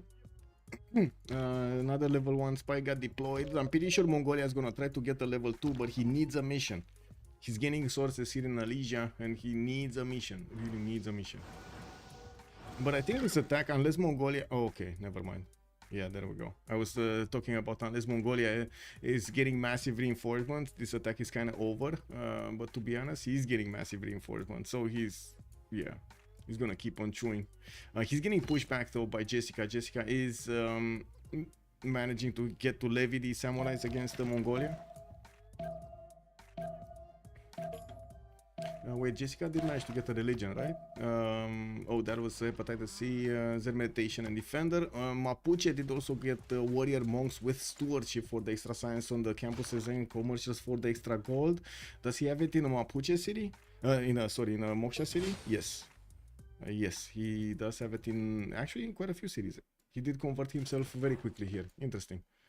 Okay. What's Trinder's land looking like? I just want to see how he's recouping from missing. Getting for a ministry. I mean, you kind of see that he's still struggling to get science and culture, right? He's 71 and 90. Yeah. And even if he's getting more campuses, only 128 production, like comparing him to Space or Sabuga, which are already hitting 200 production, more than 200 production, and they are about to hit 200 science also. That is problematic. And I gotta say, Sabuga is just a matter of time until he finishes all of these districts in his newly founded cities. So big. I think I don't know if COC are just playing this now for experience, you know. I mean, wait. They don't know the full situation, right? We have all of the situation in front of us. We know where are the pushes, what kind of potential they have, how they can play this. They don't know the full extent of the problems they have right now. Right? There's a lack of visibility. I think Ben and Rage and Jess and Trinder are all very intelligent players. I think they can... They are, yes. That doesn't mean they're not stubborn to get the win. And I've seen stubbornness giving them the win for quite a few games. So, you know, it's pressure. I think the only plus side I think they've got on their favor is no one is making massive amount of culture yet on HOH. Yeah. I think that's their only plus. We do have space on 95 at least, but yeah, there's no massive. Marcus, not at your account. Hello there, sir. What do you feel about going full commercial hub start? On which civilization? Because most civilizations actually do go full commercial hub start. It's like you go 3 commercials into Gafron Plaza and other campuses. I mean, that's basically the meta, basically. Yeah, not on all civs, right? There still are harbor civs, naval civs, and there still are campus openers. But still, even the campus openers would want to get commercials anyway. And holy site civs. Okay, knights are coming around. These are gonna change a little bit the dynamic of the forces because they're gonna be a lot stronger to fend off attacks from the pikemen, especially if you compare them to just horse strength. And we do need to see what we will see prioritized here from Nyreen.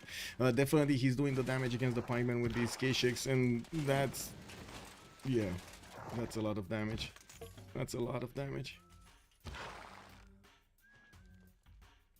I'm just getting them back here into the game and going full commercial hub. Yes, sir. Well, go for it. Go for magnets internals. Get the traders, get the markets as quickly as possible for them those commercials and start connecting your cities. Woohoo! We have a question for you, actually, Michael. Are you going to stream the Civ reveal? The Civ reveal. Oh yeah, did you guys know tomorrow big Civ reveal? I don't know if I'm gonna stream it actually. I don't know. Like I don't know exactly what should I do with that. I'm just as excited as everybody else, but I'm also how to say is that part of excitement in which I'm not sure if I should be excited yet. As in, it needs to be revealed to me if I should be excited. I'm very worried my face is gonna drop on stream over there where if I see something that is apocalyptic or something. I just want to know what kind of level of detail we're gonna get. Obviously, I've seen a lot of job roles that they advertise for. I think they're programming in a different language. Yes. New engine, which would be very nice. I don't know, if they don't mention anything about multiplayer tomorrow, I'm going to be very upset. I think there will be, so what I do see happening is quite a integrated campaign that they're doing right now, starting off from Civ 2 and showing Civ 2, Civ 3, Civ 4, Civ 5, Civ 6, what kind of changes they did every step of the way, what kind of new interactions in the game, new mechanics they added to the game, how they changed the graphics and also the leaders diversity. For me, I don't think they need to do what like Age of Wonders and everybody's doing with the graphics. I'm very happy with the graphic animations they have in this game. They just need to fix their engine and get some decent MP coding. You know, get a decent net engineer, which they were hiring for. So I do hope that we that's a there GG. We go. That's a GG right there. We do have COC snatching the first victory out of this best of 5 series. They are tied with COC right now on that spot, and I'm pretty sure Dave is very happy, very happy indeed. Oh man, that was, I gotta say, that was quite a statement from HOH. They came in with their fists held high, and we do see them coming out victorious. Wow, just wow. We need to move, right? Let's we need move. to move. Yeah. Let's Okay, move.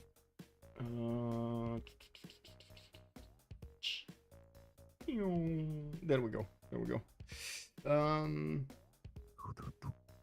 Oh, chat is saying they're not sure if they should call that a good game. I mean, come on, you gotta give it to HOH. They did a beautiful game. They played very well. Oh, GG, well played. GG's. Man, you guys were worried. I definitely missed golden on purpose, by the way, Smile. Okay. All I calculated. GG. Wait, I can put. Dude, fucking Genghis. So hard to play against. There's so many fucking units. Yeah, I mean, you should have seen the pain train that was coming to you for like 20 tiles that were like I mean, I assumed it was gonna go for me, but I thought I had like maybe a little bit more time to make a double pikeman lineup, but I couldn't do it in time. Yeah. Very annoying. The pain train, to be honest, and to give Nyreen the credit here, he started off with this plan from the get-go. Everything he did, he was planning this out. He just needed the target somewhere. I mean, I denied Terracotta to not get completely fucked by Intel, but it's just not enough. Yeah, too late. That was also a good spawn for goal. Sorry. Yeah, my spawn was really good. Like that's my spawn is. If I'm allowed to sim, like if he doesn't go for me, then I think we just win because I cannot scale everyone on this spawn. But once it goes for me, then it's completely fucked. Yeah. Sorry, Lid, you wanted to say something. No, it was nothing but GG for the boss team. So it's 1-1 for the best of 5, if I'm not wrong. Michael, it is yes, best of 5. 1-1. Yes. I have question, but it was for the simming part at the beginning for space. Why did you space? Hello, GG. Very well played. Very well played for you and for your guys. Why did you go Great Bass at the beginning in your B2? I was thinking because my whole setup is on that one floodplain river, and if it floods once, I'm in huge pain, no? So I just decided to say fuck it and put Great Buff early. Okay, it was. Sorry, come. It was just for the bonus of the Great Bass ability, for not be flooded by the river. Yes, because I have like two com hubs on it, 2 theaters, no, 3 com hubs and 2 theaters on it, and Okay, if it okay. floods once, I will hate my life for the rest of the game. Okay, why not? We were we were surprised about it, but in fact, you have been flooded 3 times in the city, so why not? Yeah. Also, it gives like, I guess, to adjacency and housing and stuff. So because I Yes. had late audience, the city still grew to like 13 pop by now. Good. Okay, what was the idea about Nazca and your Eagle Warrior produce? You mean 2 eagles or what? You did 2 eagles, and after you did a lot of Yeah. eagles. Because it's so close to Mapuche, no? I Yeah. don't want to get beat by the guy, so I just spammed eagles for the rest of the game. Oscar. Yeah, why not? It's just a question, you know. No, that's just my answer. It was for preventing, for example, the Malone push. Yeah, exactly. Actually, Okay. Mapuche is such a cancer sieve to play against. Like when we were drafting, we thought if we gave them Vietnam and we picked Genghis, maybe you can get Mapuche, because I'm not sure how high they value it. But that civ is actually just the nuts, in my opinion. Yes. Like I mean, his Roima was quite nice for early. the position is also really good, right? Like he's between at least 2 to 3 players. But depending how the used terrain to run draw. is like he can't do as much as Genghis can with What the you can- terrain and the civs that are next to him. Like What you he know. can, but what he It's can do in hard- his, like what he can do in his position is you can go like you denied Terracotta from Golia, which is good, I guess. But if you go Malon, Terracotta, double right side, so you go double flanking, he would actually just like run me over in Malon's. I would be instant. Yeah, but he didn't have pro to do Terracotta. Maybe, yeah, I guess. But yeah, the double flanking on Milan against Simon Boulevard, that I don't have a combat bonus, right? So he has like at least like +10 with flanking and everything. Like he literally just runs me over. No. Can I ask you a question? HOH and COC, what was the idea to pick Mapuche? Guys, I want to ask you if, of course, we're gonna soon end this up. Don't forget to leave a like on the stream over there so we can get to 50 at least likes on this video, as many as possible. Just drop those likes in. Thank you. Complete cancer on this map. You Like, can it's just so go. flat. You can go like Irel at least 4 or 5 people. I don't know 4 or 5 people. Like you can usually Irel at least 2 civs, which just bosses. Actually, I think this was one of the least flat legs map I've played in a while. Like often on like these legs maps, you'll have literally like there'd be 20 tiles between 2 players, but it takes 2 turns for Milan to get there because every single tile is like a 1 movement. And some sub question: why no pick Citia then? We were City is that discussing curses City it. as well, but I mean, both teams already picked 2 Warships and... Yes. yeah, Okay, so- but it was instead, it's just a priority about, because it was quite smart about the pressure of General with Mongolia to pick Grand Colombia after. And I was thinking about some thing like this. So why not Citia? Why taking Mapuche? You kinda answer to me, but So- why Vietnam and no All- why Citia? Yes, all 4 cursive there's pick has the one thing in common that they have extra movement, while City doesn't have extra movement, and it's like the reason why you could go curses in the first place is for the extra movement, right? So, and Scythia is like I personally don't think Scythia is good cursive. Like the combat bonus is good, but compared to like any of the others, it has it's extra just too movement. slow. Okay. One movement difference makes a big difference on this map, I think. As well. And then, yeah, Vietnam Moldova is on like so Pangaea, good. it's better, obviously, because it's just a better warship, but on Lex, it's better with +1 movement. By the way, one thing I thought was like your draft doesn't really generate gold in the late game, no? I mean, we were discussing it, but usually I feel like there's ways to set it up. Yeah, we did. We I had mean, enough gold for it, it's more about the mid game, no? Like from draft, like when late game you can always make gold on anything. Just But have to think Mid about game it. you also don't have a lot of gold, no? Well, but we had enough gold, that was not our problem. Yeah. But I mean, yes, it's definitely something we are conscious about from our draft. But like we are thinking about it, how to make it work in the game. Don't think that was the issue. And then, are you still happy with the draft you did tonight? You want to, sir? There's points to take In from it. For sure. hindsight, we ban Genghis over Chandra probably, Yeah. and then I don't know how it unfolds.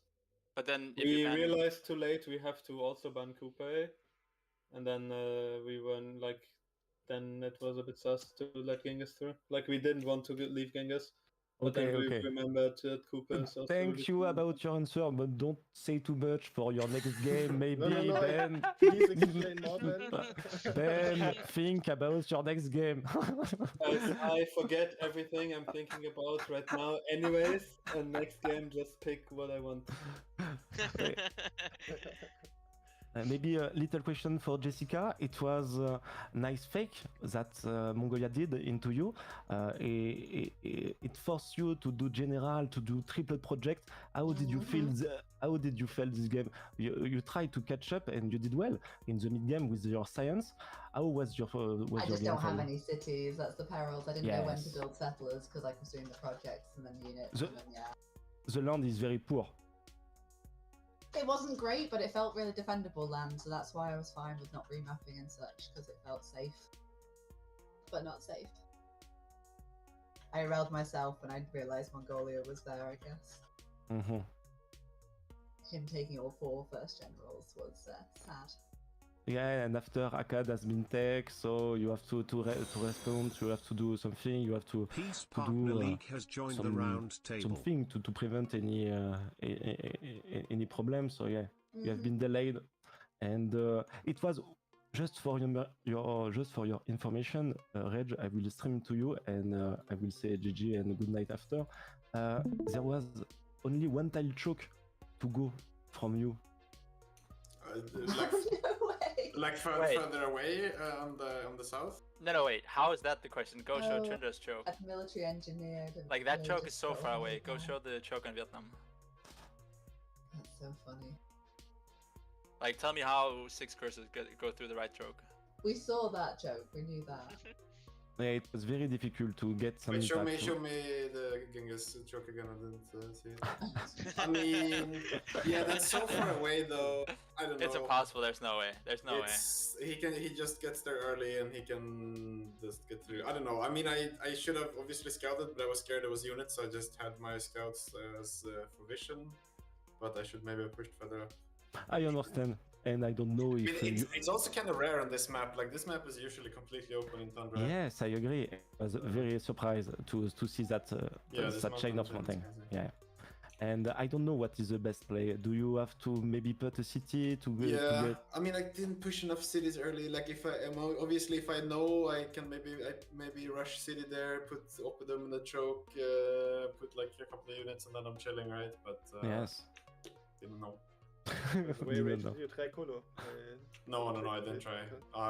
If without the Wonder Engineer, I had it too slow. Also wanted science, so I didn't prioritize it that much. Yeah, Montezuma got it 1044, so. Yeah. Last word for Suguba. Hello. Hello, Mr. Suguba. Very well played. Very good sim. Thank you. Well played. See you next game. Wait, he just wanted to compliment him. Hey, he won. The question was hidden in the see you next game, you know? No, I think maybe a little mistake because you had a great early tempo game and you let Zhangqiang, the first commercial to Ben, if I remember well. Yeah. I should project it. I missed. Yes. My mistake. We just took 2 merchants instead of. Yes, they exactly. took 2 instead of us. I mean, we would have gotten it, no, but I got flopped out of the Trinner project. Yeah, but I could take the first one. There's no. No, we would have gotten the Trinner one, no? Well, I think you could have. We lost it. I could project. Yeah. But anyway, very well played, and you support well your game. I liked anyway your triple commercial, double campus, and just after in your before your diplomatic quarter. It was very nice play for. Very fast. Yeah, very fast. Turn 37, like something like this. and I think it was very good. It's low district production quarter, so it's discount and it's like 25 production, and it's like plus 2 culture with envoys, etc. So very well played. Yeah, it's more cheap than a monument and Yes. still give you the fucking diplo points, what is very important. Exactly. So it was a nice build order to see. I don't have any more questions. So Michael, if you have something to say to the guys. Yeah, price pool right now is 1,054. We got a few new donations, so it's the first time we actually got over 1,000. Hold up, maybe we can buy Toes and I9 to win this. Oh my god. Maybe we can buy multiple I9s. Maybe we can buy me a 9-9. Wait, maybe we take a loan out, buy an I9 and win because you have I9. Hold up. And thank you to all the donators, of course, to give that cash prize to the competitor of this Civ World Cup. Yes, much appreciated. See you for the next game. Have a great evening. And GG, See well you played. and GG You again. guys, Bye bye. see ya, good night. Bye bye. So there we have it. We heard from both teams. We also heard Leech ask quite a few questions over here. He wanted to know about the players, a few little details about the Great Bath, about the Sim of Persia, and of course the tempo, not to mention goal, allowing that one-tile choke to go through. I do want to thank everybody for also joining us today, for the subs and for the gifts. I do want to thank also for the donations we did make towards the CWC, and like, oh my god, we actually got over 1,000. Ooh, this is a big day. I do want to also say thank you so much, Cisco, for joining us on the stream. On YouTube, much appreciated for also the likes. We're on 35 right now. They just keep on throwing them in so we do get to 50. So YouTube does help us out with that algorithm. Thank you so much for everything, and of course you can subscribe to the channel so you get the latest notifications. We will have quite a few more games. It's a best of 5 series with a possible 4 games in it.